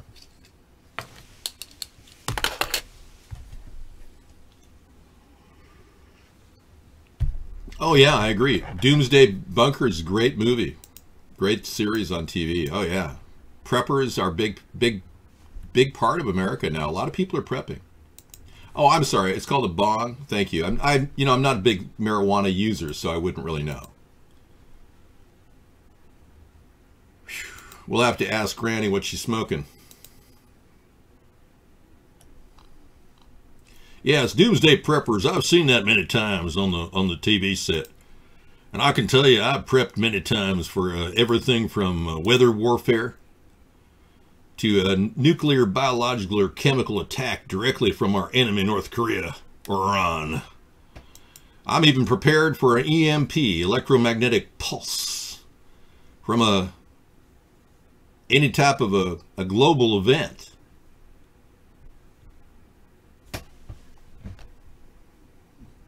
FBI releases Sandy Hook 1,500 pages of documents. Transparency or more mockery? Good point. You know, I'm of the belief that every single piece of evidence they brought up on Sandy Hook truly is BS. I truly believe that there's not one stitch of blood evidence in all the documents that the state police produced. Not one single. There are a few drops outside of where Adam Lanza allegedly got out of the car. That's it. There's not a bit of footage anywhere there. All right, welcome back. Well, look at this here. Yeah. The FBI released the Sandy Hook shooting investigation documents, right? Yeah. So apparently there's like 1,500 pages. There's 3 documents of 500 each. They're right here, right? Yeah. I would make sure you go down, download these, and keep these on a separate file away from your computer if you want to. Yeah, assuming you're not going to be caught stalking any one of the members of the family. Do you hear the guy who got a year in jail for making phone calls to the family members of the alleged dead children? And those dead children happen to be actors, by the way, for an agent in Hollywood. Their pictures were pulled off of the agent's list, and I'm not making this up. Their faces match from an agent listing of young child actors in that time period. And the FBI is releasing shooting documents, investigations into the sand. So a lot of this can be redacted by our government, and they spend their time redacting stuff.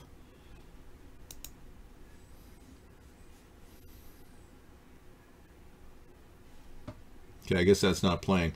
Adam Lanza, by the way, was under investigation 5 years prior by the FBI for hacking into their computers. Tonight, the FBI has now released hundreds of pages of documents from the 2012 Sandy Hook Elementary School tragedy. A lot of that information is about the gunman, Adam Lanza. Okay, so they're building a case about Adam Lanza. I doubt they're even going to mention that they had it under investigation for 5 years.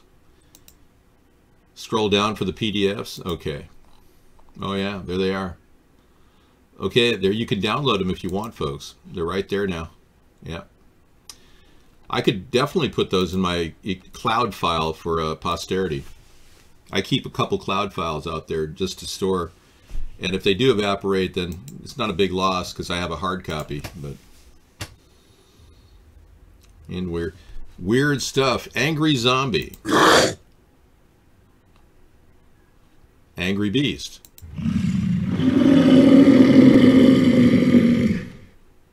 Zombie growl.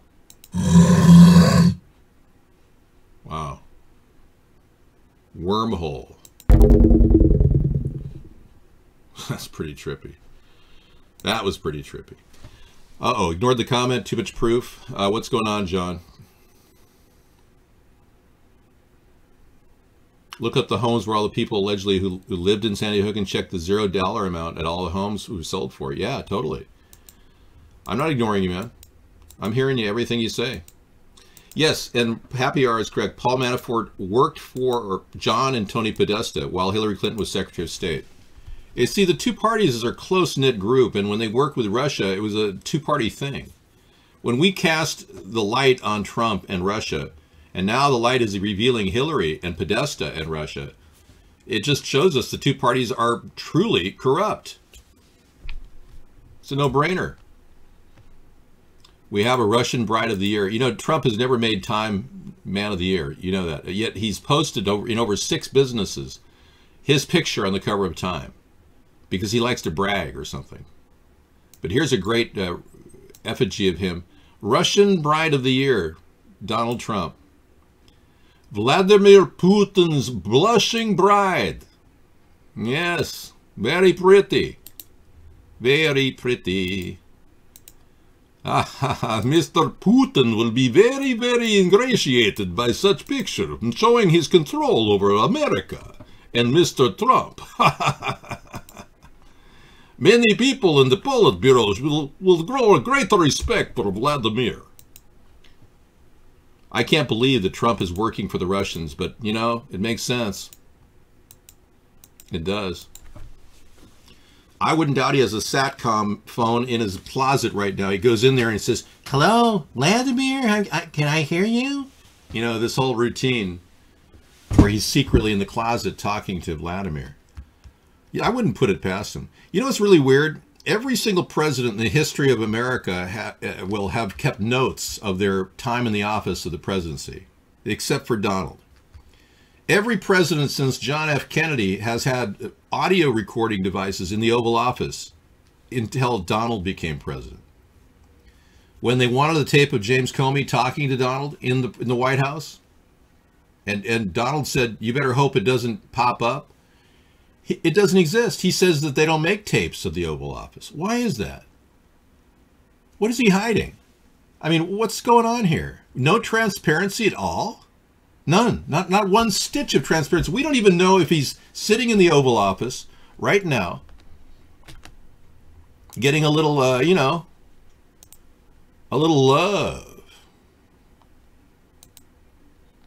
I don't know how to describe it, but yeah, he could be like in the Oval Office right now, and at the desk, and he's going, you know, you wouldn't even know what's going on. We could have another Monica Lewinsky situation going on right now. No transparency.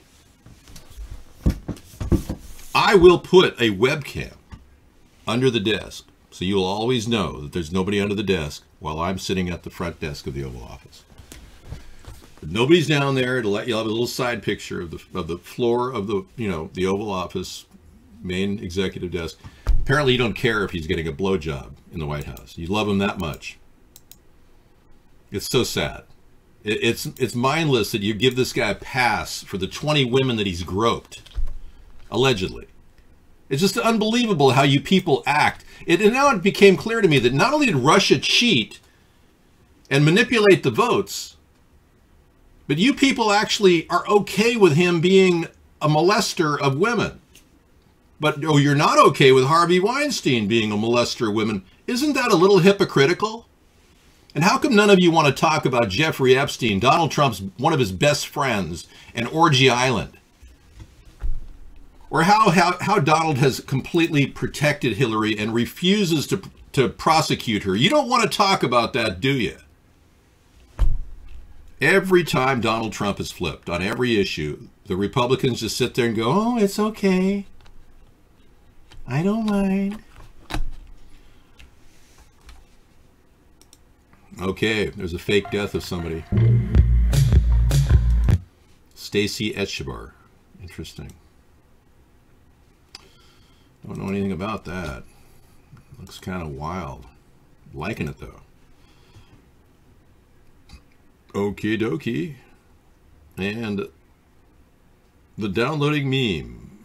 Yeah, here's a good comparison between, thank you, that's perfect timing. It's the meme.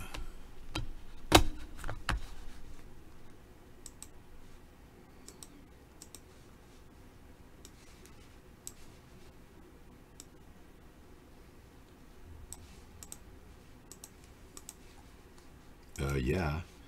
Accused by 13 women of sexual assault, harassment, or rape. Donald Trump. Whoops. Okay, I'll take it over here.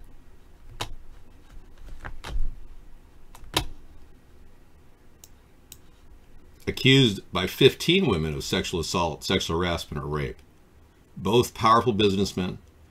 One's a former Democratic Party donor. The other is a former Democratic Party donor. Both rightfully ostracized, divorced, or no, Harvey's rightfully ostracized, divorcing and abandoned by brother, friends, and industry. And Trump's elected president of the United States of America. Yeah, what's wrong with this picture? It just doesn't make any sense, does it? Well, with Russia being complicit in the control of our election, and how it's narrowed down to just two parties and a third party's not even involved ever, you begin to see the real picture of American politics and how it's being manipulated. Sad, but true. Thank you for that, Scissor Fight. That's a good meme.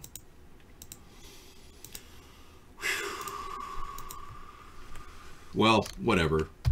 If it was planned, I'm glad it's been done because we need to get to the light of this. You Trump tards have been protecting Donald Trump too long. You really have. And you should feel a little guilt for this because your mother or your daughter could be manipulated in the same way as Harvey manipulated allegedly all these women in Hollywood. This could be your daughter we're talking about. Here's the face of the New World Order. Here they are. This looks like Satan's Christmas card. But you're forgetting Donald Trump in the picture. Yeah.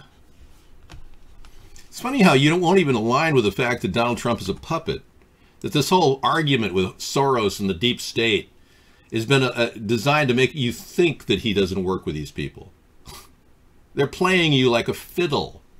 George Soros and Donald Trump go way back. They're good friends.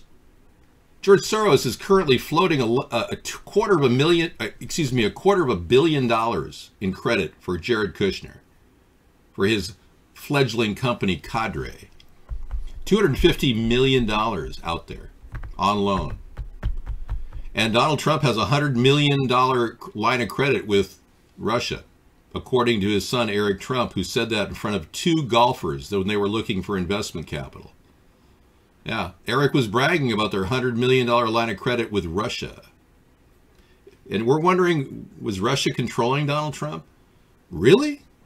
I mean, it only shows us, when the mirror turns around and we look at ourselves, we realize, wow, we really are a stupid voting block of people to allow this to happen. And you people who are sitting there going, well, I think Trump is going to do a good job at stopping the illegals. He's not doing anything to stop the illegals from coming in here.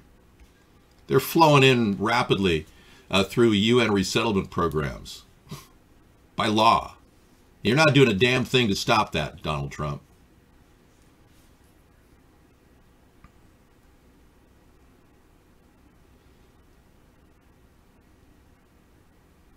Look, Soros has been completely behind Occupy and now the KKK rally in Charlottesville. They're playing both sides against the middle. If you can't see that, you're blind. Karen Hudis for a Network of Global Control, October 24th, 2017. That'll be good. She's always exciting.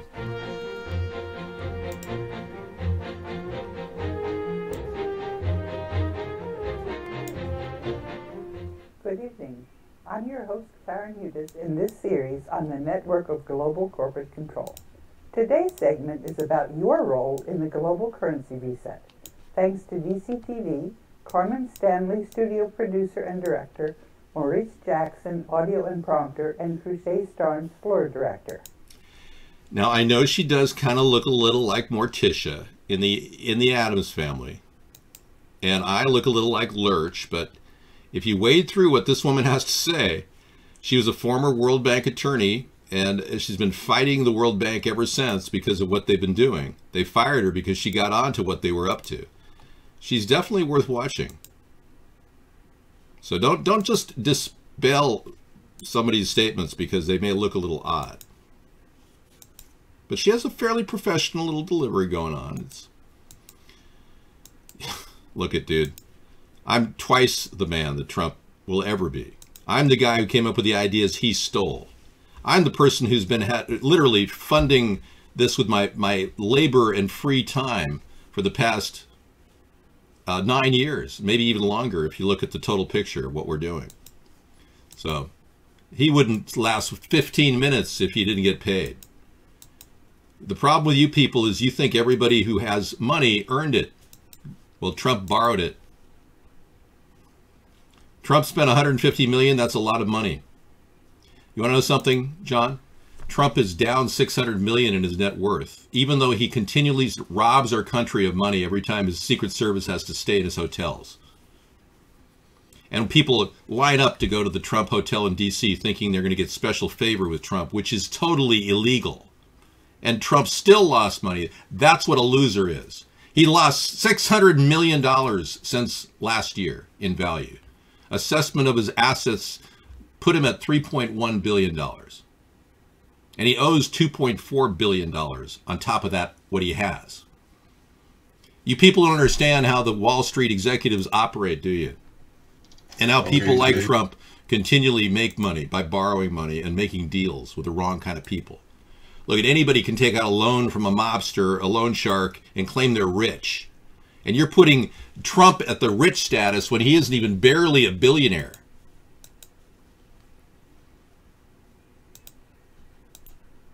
Hey, you know something? You walk up to me and you try to assault me in Walmart, it'll be on videotape, and you're going to be sued the rest of your life.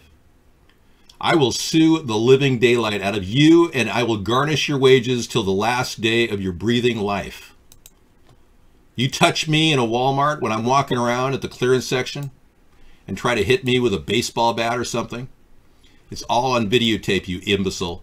And every single thing will be used against you in a court of law. By law. That's not a threat. I'm responding to a threat in my room right now. No, I'm going to actually let you go to jail. No. Look, I've got an attorney on retainer right now to do just that.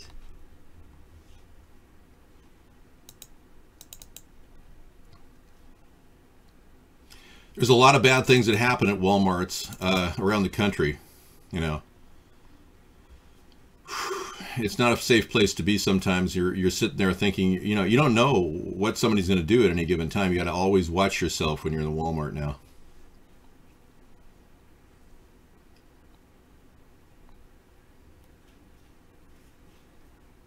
Here's a Walmart shopper getting hit by a baseball bat.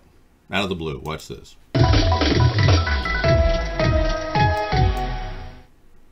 A woman with a baseball bat at a local Walmart store. 4029's Brett Raines shows us the attack caught on camera. Police say that's 25-year-old Corey Mosley. You can see walking through the Walmart on Rogers Avenue in Fort Smith carrying an aluminum baseball bat. Then Mosley spots an 18-year-old female, alone, looking at CDs. You can see what happens next. It's a miracle the young lady, was not very, very seriously hurt. Police say it was a random attack. There's no patterns, there's no prior relationships, there's no prior contacts, which really makes this more disturbing than anything. Police say the girl has been released from the hospital and is recovering at home. According to police reports, Mosley told investigators he watched a movie where someone got hit with a bat and he wanted to try it. His family told police he has mental issues, and Mosley also said the victim was in the wrong place at the wrong time. Apparently he was in the wrong place at the wrong time. Isn't that the guy from My Name is Earl? Yeah, she's amazing. I know. Get ready to eat Chinese chicken. Trump made the deal with the devil. Now we are looking at Chinese chicken in America because Trump got his 38 trademarks approved by China in exchange for Chinese chicken. Chickadee China, the Chinese chicken. Check it out. Check it out. China has sold rat meat billed as lamb, gutter oil billed as cooking oil, baby formula contaminated with melamine. In the U.S., its pet food killed many dogs and cats in 2007. But the spring, the U.S. agreed to import cooked chickens from China. Why? Because China agreed to accept U.S. beef imports after a 13-year mad cow scare in which many countries refused U.S. beef. Well, they're forgetting the 38 trademarks that Trump had approved by Chinese President Xi Jinping. Yeah. And by the way, one of those trademarks Trump had approved was a company by the name of Trump Escort Services out of Beijing. Is our president a pimp? Does anybody know? I don't. All I can tell you is there was an escort service out of Trump Plaza at one time around 1999 called Trump International, which implies Trump was actually involved with the escort service back then. That's another big mark on Trump's little record. How much is it going to take for Congress to develop a case against this guy? It's unbelievable. I'm floored at the ineptitude of Congress, and I know that Mueller is doing a good job. But come on, let's pick it up. Get the subpoena for Donald Trump's 10 years of tax returns that he said he had no problem revealing, and now he won't release them. Yeah. Go to the source of the original lies that came out of Trump's mouth, and let's get to the root of that question. What is in those tax returns that will show us money transfers from Russian mobsters into Trump Enterprise? Come on, do your job, Robert Mueller. I know you're trying really hard. You're doing a good job so far, but come on, step it up. Hire more people. Do whatever you have to do, but get the subpoenas out to get Donald Trump's 10 years of tax returns in front of the American people for us to look at. Now, you Trump-tards who understand that I am building a case bigger than your mind can even comprehend that will continually move forward in my administration to stop this level of corruption that you're so mindlessly going, well, I just really hope Trump helps our country and He's literally turning our country into a scared group of frightened animals, wondering if North Korea is going to strike at any time. This man you think is so great is ruining our country every single day that he is president. It makes me sick to think that you just stand there and sublimely accept him as some sort of a great leader when he can barely fight his way out of a wet paper bag with a sharp instrument.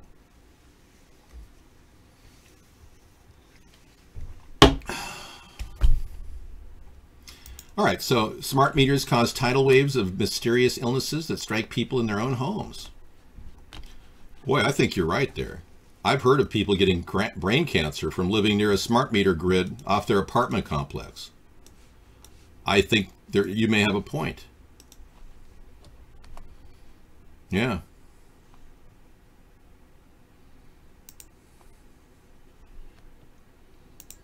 Carolyn says, my predictive text is messing up. You've had hot flashes? Okay. Doesn't aspirin or something help with that? All right.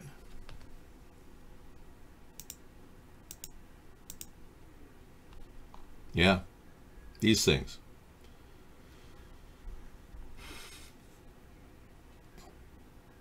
A growing number of people around the world are beginning to report health problems they believe are related to an increased amount of wireless radiation from various devices. Utilities claim smart meters are safe and compare them to cell phones. You know, I saw the people in my local cell phone shop recently. They looked a little loopy. They're like, I swear the bunch of them are a little bit off. I'm not sure what's going on. People of Walmart. Dude, that's not me. That is not me. All right? Thank you. I usually go into Walmart dressed as somebody I'm not, so. I've got this getup where I I look like a bag person. I should show it to you. It's pretty cool. Dress like a bag person. I should teach people how to do this. Yeah. You got to keep some real smelly stuff in a bag though, so you can wear it on the outside so people smell you. It's like, ooh. They don't even see what you look like. They just smell you. It's like, ooh. It's interesting. I run into a lot of people. There was one guy I walked into at one of the markets I shop at. I'm not going to name which one.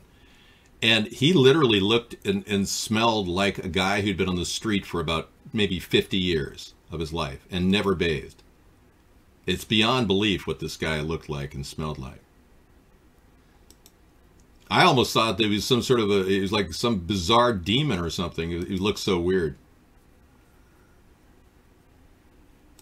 Yeah, you got to wonder. But you know, the markets don't discriminate against people, so they let bag people into the store. Yeah. It's kind of amazing. All right, so I'm sure you have a lot of bag people forming on your street corners in America. I know I do. Okay. Well, there's got to be a solution for bag people, so we came up with the mobile service unit idea. And I think it could work. I can't see getting hepatitis A because I shopped at Walmart and used their bathroom facility. I really am a little concerned about this, you know. It's just getting a little bit too weird for me. So maybe my days at Walmart are over. I'll tell Sarah that she'll have to shop there. I don't want to run into a bag person. But the mobile service unit idea is really a simple plan. This is a typical mobile medical unit out of Minnesota. Minnesota has these units. We can make these units, and they can be mobile service units, which can provide washer dryers, as well as showers that run on recycled water. Introducing the MSU.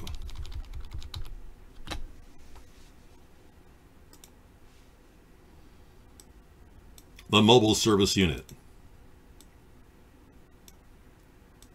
visiting your neighborhood or your tent city near you. Nobody wants a tent city in their local area, but dude, you're not going to even know what happened when you get sued in court. If you even begin to think that you're going to attack me. Plus, I'll go after the stalking law too, because you've already threatened us and we have a copy of it. So you'll be hit with another 5-year sentence for stalking me, which, by the way, is, you know, not a fun thing to spend the rest of your life in King County Detention Center in Seattle. You'll like it. Thank you, sister. We got the FBI released Nikola Tesla files. We got massive amounts of releases coming from the FBI. Up, up, and away with my beautiful balloon. That's a good one. Like that meme of Trump and Harvey Weinstein. That's a good one. Trumpstein.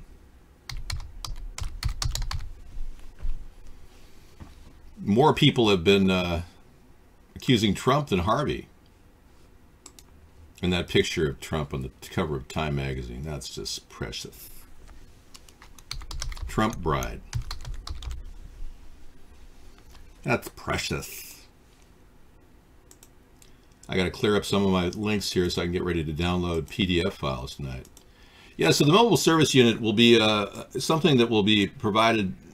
We could hook up to the sewer system in the area. That'd make it a lot easier with a water feed.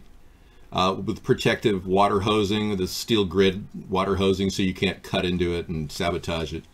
We'll also have a veranda outside for people to get under the rain, so that'll be part of the setup. It'll be a canopy with a tent. Every mobile service unit will have a federal security guard stationed at that unit to protect it and the surrounding areas, and we'll be working with local law enforcement to ensure the safety and security of the people who are using the facility. So yeah, these units will be all over the country. I want to make these parallel to our mobile medical units and get these things out there, spider them out, and help people who are really on the edge, so that you and your family don't have to look at people starving, getting Hep A on the street corners of your city in America. There'll be areas outside every city that'll be apportioned for tent cities, so people can deal with it. There'll also be a robust food donation program integrated with local community service programs, and county officials will be involved in that too. Do you realize what we're headed into? Because some of you don't realize the mess that we're headed into. Many people are going, well, I think Trump's going to make everything better. You don't understand. Trump doesn't address the homeless problem. He doesn't address the environmental catastrophes happening around. Look at the weather in California right now. It's 104 degrees today. It was bizarre. And Trump says there's no global climate change.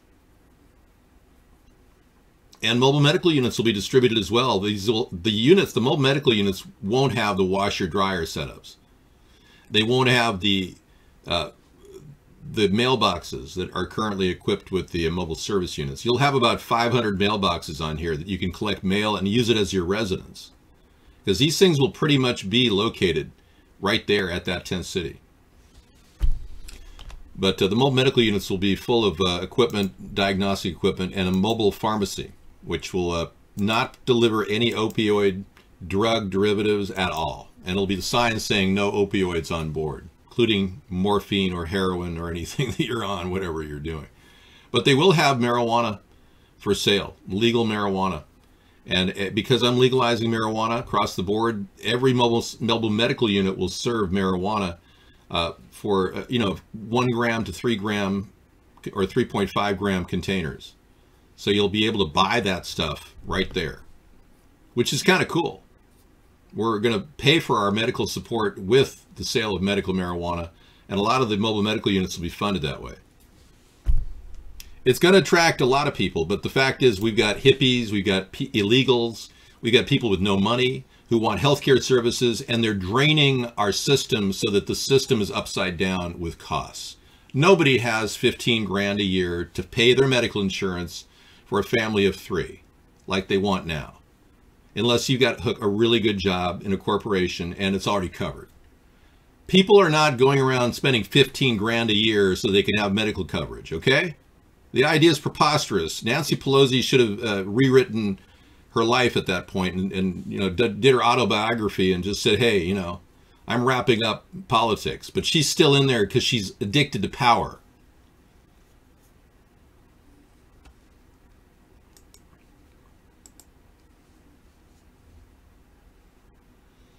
David, with this, you're going to see a lot of stoners. Well, I don't expect a lot of people to want to use the mobile medical units simply because you don't like marijuana users.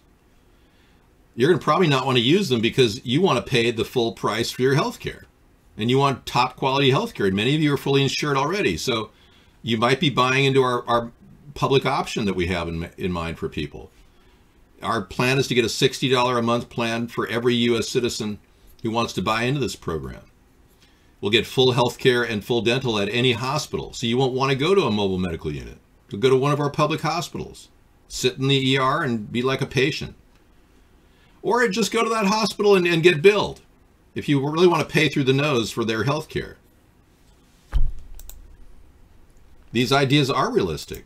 In fact, if we don't have a robust, mass-produced mobile service unit and mobile medical unit system laid out for the American people, we're not going to be able to get through the next decade or 2 decades with any clarity. I'm dealing with long-term survivability. I have a 50-year plan for this country. Trump has a 1-year plan to liquidate our country.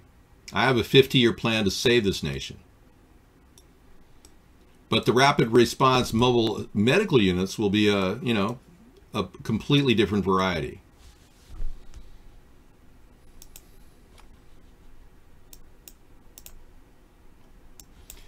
These units will provide an area like a canopy, like I said, outside, so that people can actually go and enjoy a little bit of coverage from the rain. I'm trying to build it. It's not growing very well. Yeah, anyway, I'm going to give up on the drawing. Thank you. And thanks for hearing about my ideas. Dave, I want you to, not talk about your sex addiction. Thanks. No one really cares if you have throat cancer from doing oral sex on women, except your mom and dad. They're going to care. You're going to say, Mom, Dad, I'm sorry, but I got cancer from giving oral sex to women. Woman says Harvey Weinstein forcibly performed oral sex on her during her period. This is beyond belief. I don't know what to make of this.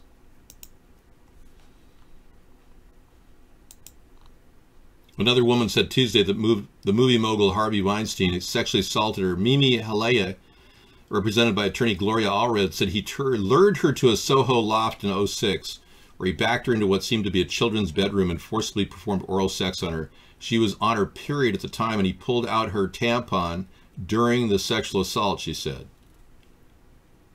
And according to Halea, he asked her, "Don't you feel we're so much closer to each other now?" To which I replied, "No."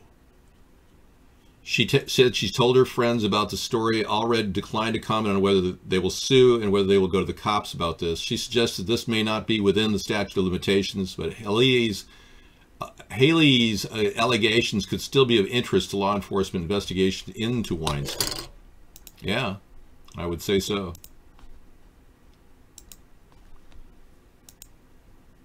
Dr. Meow, my ideas were not stolen in a way that were even put to use. So Donald Trump used my ideas to get notice. He didn't implement any of them. I mean, you should know that simply by looking. He falsely implemented my ideas. Wow. I think we'll go back to the insect swarm. I don't know. That sounds like fun.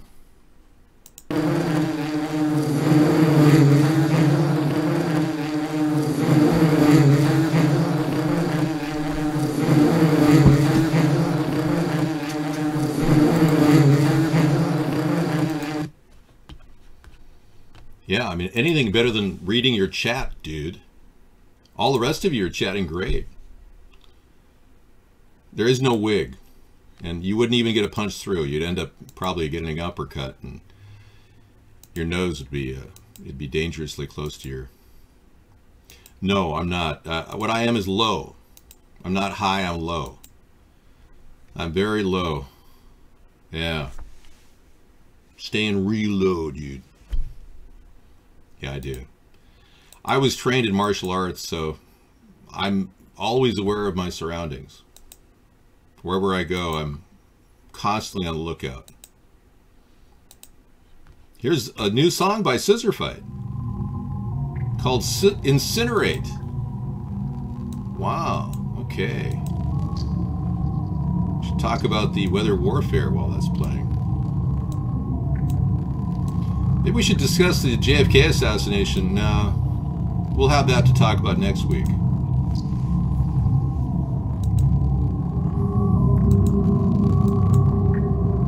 Possible nuclear missiles firing? No.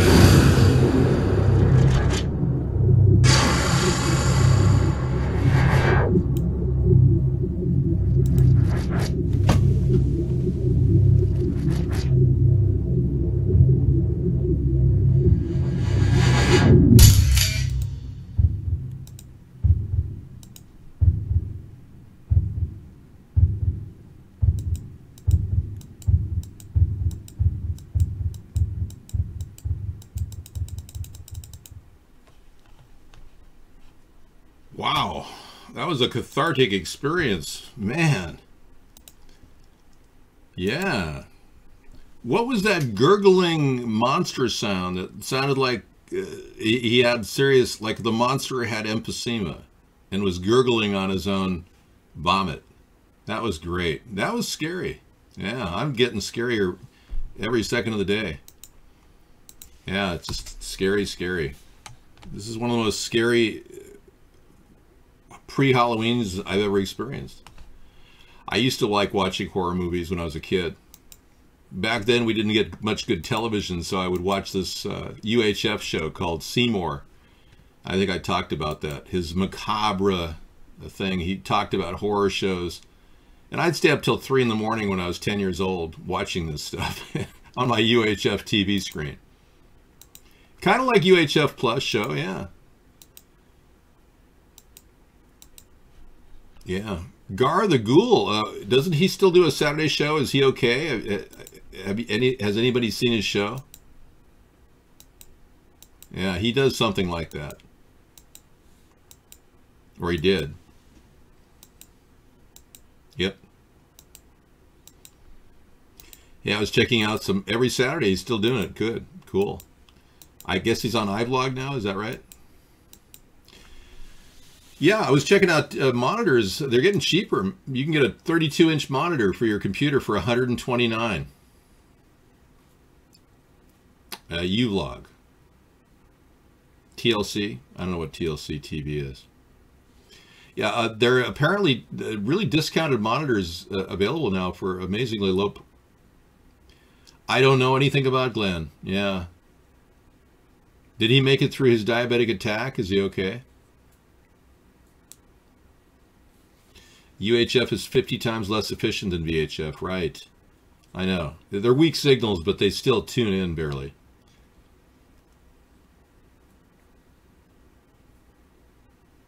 Okay. The eye of the needle, huh? You know, I like my my new button that I got. It's the BS button.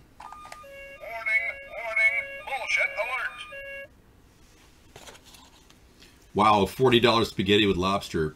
I'm proud of you. I'm glad that you're spending your money on something you enjoy. And you have more music for us?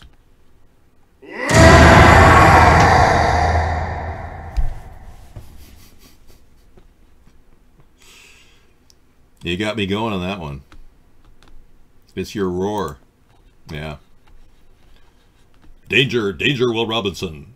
Will, William, help me. You are an inferior creature. Don't ever do that here. That's a don't click that link, folks. That's a screen jacker. Damn. LOL. Yeah. That does not compute. William. Dr. Meow is whatever he thinks he is. I don't need to verify anything. Trust but verify is the Russian phrase. Don't trust but verify everything is the US phrase now. The phrase we have to use. We can't verify and we can't trust at this point. Especially after Donald Trump won the election because of the Russians' help, which is a fact now. Many of you Trump-tards have to accept that fact. But if you're dropping into a hole in your life, we're going to try to have a safety net for you in 2021. Every man, woman, and U.S. citizen above the age of 18, 18 will qualify for the $400 a month plan, which will give everybody a chance to get a little bit of money to stay ahead of the financial ruin that's coming. Now, we'll be able to increase this amount as the economy tanks to deal with all kinds of pressures. This is also a simple plan to ultimately provide a reset button for our economy, because this will not be linked to your Social Security number on the upfront side. Your card will be much like the EBT cards that are used today for food stamps, and you'll be able to use this as a reset button in case we do have a financial hack on our system. We'll keep backup copies of all kinds of financial data as part of our anti-cyber terrorism task force I'm going to create in 2021. The fact of the matter is, Donald Trump just fired the top cybersecurity guy in the country. And Rex Tillerson's replaced this entire team with a bunch of numbskulls. So our country's vulnerable. And you know what? Donald Trump, believe it or not, actually suggested that Russia should handle the cybersecurity for our country. If that isn't a statement of guilt, I don't know what is. He actually suggested that Russia should handle our cybersecurity. I'm serious. A ruined meal. I said. Middle of our meal, we started to feel something on our head and we heard things dropping on our table. At first, they thought it was kids throwing food, but then they looked closer. 2 small black dots landed right on top of my mom's cup, and instantly she realized it was rodent fecal matter. Choi says she called security, but at first they didn't believe her. CBS 2 contacted the mall. A spokesperson gave us this statement. We take the cleanliness and safety of our entire center very seriously. We're currently investigating the matter and are in contact with the customer to resolve this. Choi says a manager called to apologize. She says she was insulted by what they offered her. He offered me a $25 gift card so we could come back to the court and eat there again. Yeah, right. Oh, yes. We better take advantage of that $25 gift card because you don't want to miss out on that fecal matter that's dropping from the ceiling. Yeah.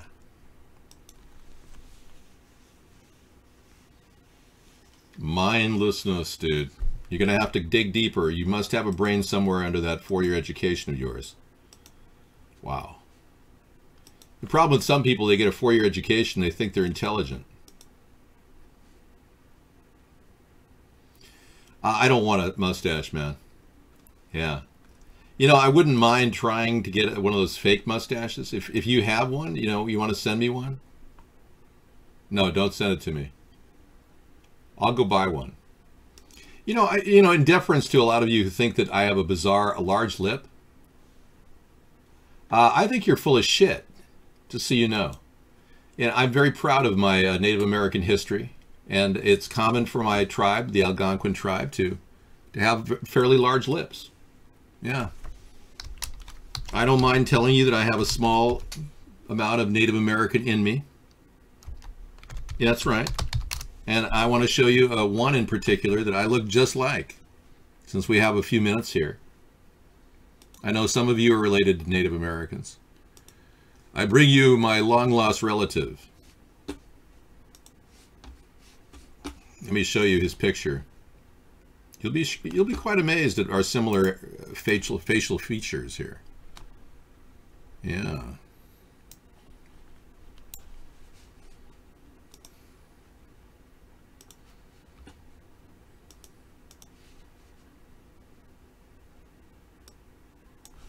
No, it's not working. Let me try it one more time.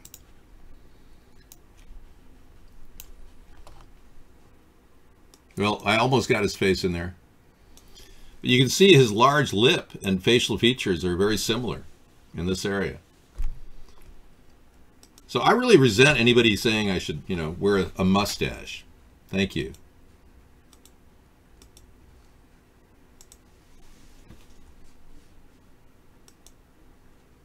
Well, I do look a little like a Native American in this particular picture. I mean,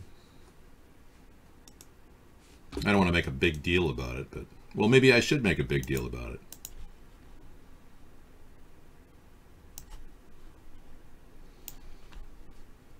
That's not a big deal. The Trump dossier is something we could talk about if you want. I've already declared that it's valid based on the killing of the Russian general. Yes.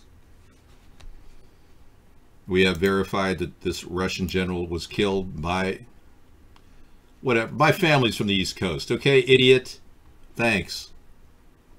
Jeez. I can't believe I've got to deal with this guy in the chat room every night. It's a Russian agent. Well, I can't take calls from Rodney anymore. I'm sorry, Scissor Fight. Yeah, he blew it once and for all. It was the 20th time I gave him a chance to not criticize me, and now he's reciting slander from a stalker. It's just sad. See, we had to deal with that. So we can't really give him any time in the show anymore. I know. You have good material, though. Send me your link with him talking like, you know, the way he did. That'd be fun to play tonight. I don't think I ever made a copy of it.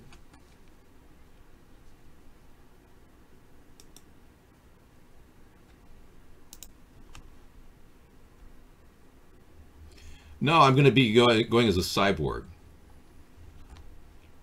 Yeah, that was comedy gold, man.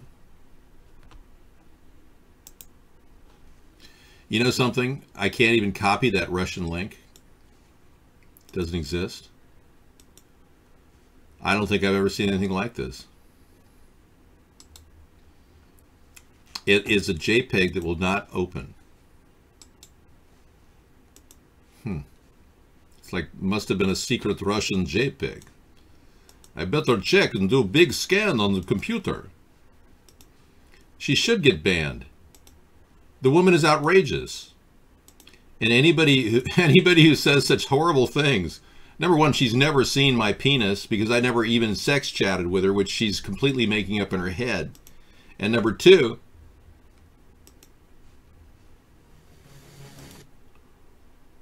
Chris Cyborg highlights knockouts 2016. Okay, I'll check that out. Thanks, Cyborg. And number two, she's been stalking me for 6 years. It's crazy.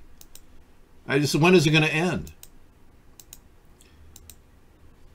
I don't have a card. I was never a licensed martial artist. I'm a self-taught martial artist. I have a secret sensei, I'll tell you the truth. Yeah.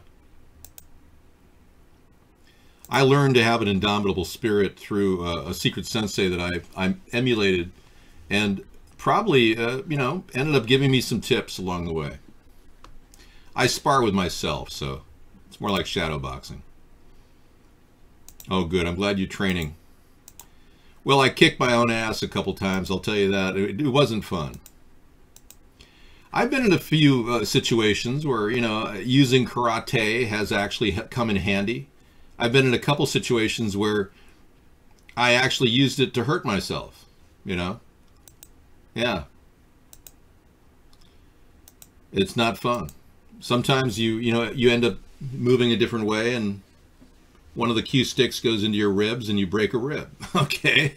You know, you're dealing with, you know, batons and weaponry, and I didn't do that to myself. Somebody actually went after me with a cue stick in a bar. And instead of going down, I actually went this way, and he had lunged it this way, and I broke the cue stick into my rib. And that wasn't fun.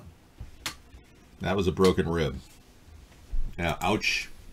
It wasn't too bad though, it was just a minor fracture. Yeah, I'll check out your picture right now. Yeah, that's all I have to do in my life is to check out your picture. Yeah, you look like a French-Canadian guy. Yeah, with a beard. Good for you, man. You found an identity. No, I cannot do a roundhouse kick in midair like Rue. No.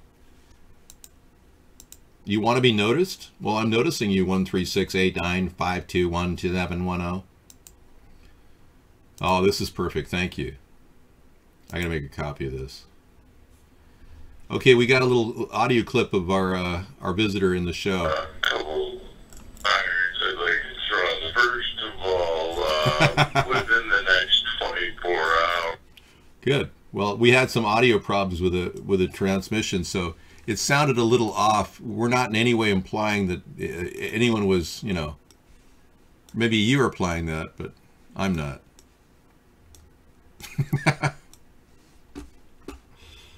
I'm sure he'll love it too. All right, let's move on to the next dimension 7 minutes from now. No, I've never used nunchucks. They've been used against me though. I was in traffic in Westwood, California, when I was talking to a friend of mine at a fairly large volume, And I don't have the UHF count, sorry. No, I can't do a 24-hour stream, sorry.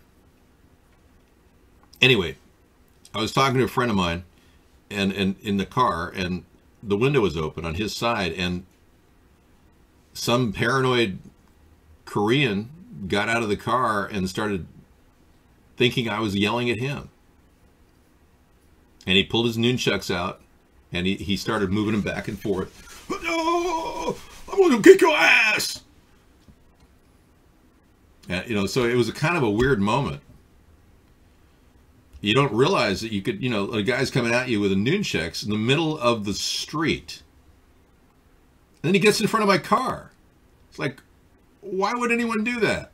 A car is a deadly weapon. Nunchucks are deadly weapons. I mean, anyway, I calmed the situation down. I told the guy, I was not talking about you, sir. I'm so sorry. You'd be amazed how that works. The word I'm sorry has a powerful effect on people. I'm wearing my Van Heusen tie. My Truth Tuesday Van Heusen tie. No, I could have literally run him over. I would never commit manslaughter and do that. But he was very upset. He thought we were talking about him. He was kind of paranoid.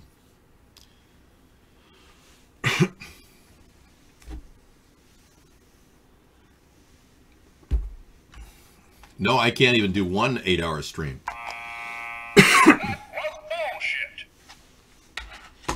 There is a 10-hour streams of me on record for the first 50 days of my run in 2008. Yeah, I've got 10-hour streams on my YouTube site.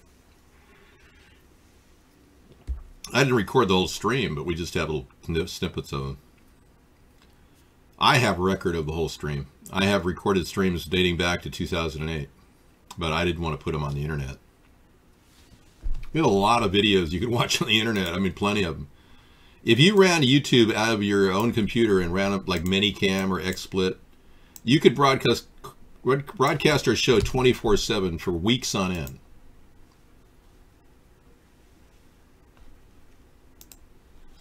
We are getting attacked by a person who's speaking an odd language. Let's check it out.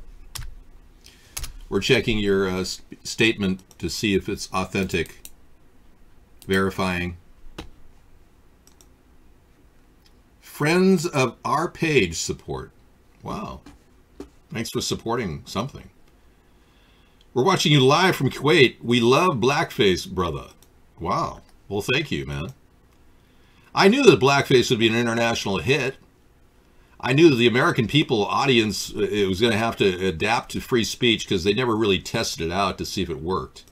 And when I did, I was shocked to see Democrats claim I was a racist when there's nothing racist about it. Thank you so much for watching us. You discovered the show from Blackface. You went viral here in Mexico. There you go, see? I told you, a lot of this stems from the early days when I played blackface in our show. I can't play blackface anymore on this show. As long as they're with Vaughn, he said that he doesn't want it on the show. So I've orchestrated an attempt to, come up with alternatives to the blackface video. And I think we've come up with a couple of alternatives. Because Mark says it's a bannable offense now for me to do that, I don't want to be kicked off of free networks, even though he's making millions censoring me, because I don't have another one to go to. Until I do, I can't play the blackface here, but don't let the maggots consume you. It's your life. Choose wisely and seek the truth. That's a good motto. But the original blackface video was in 2008. Or 2009, right after Obama became president. I decided to do something provocative. My fellow Americans, as I stand before you today, I have many good things to announce. That America is still the most prosperous country in the world. That America still has flourishing, open markets.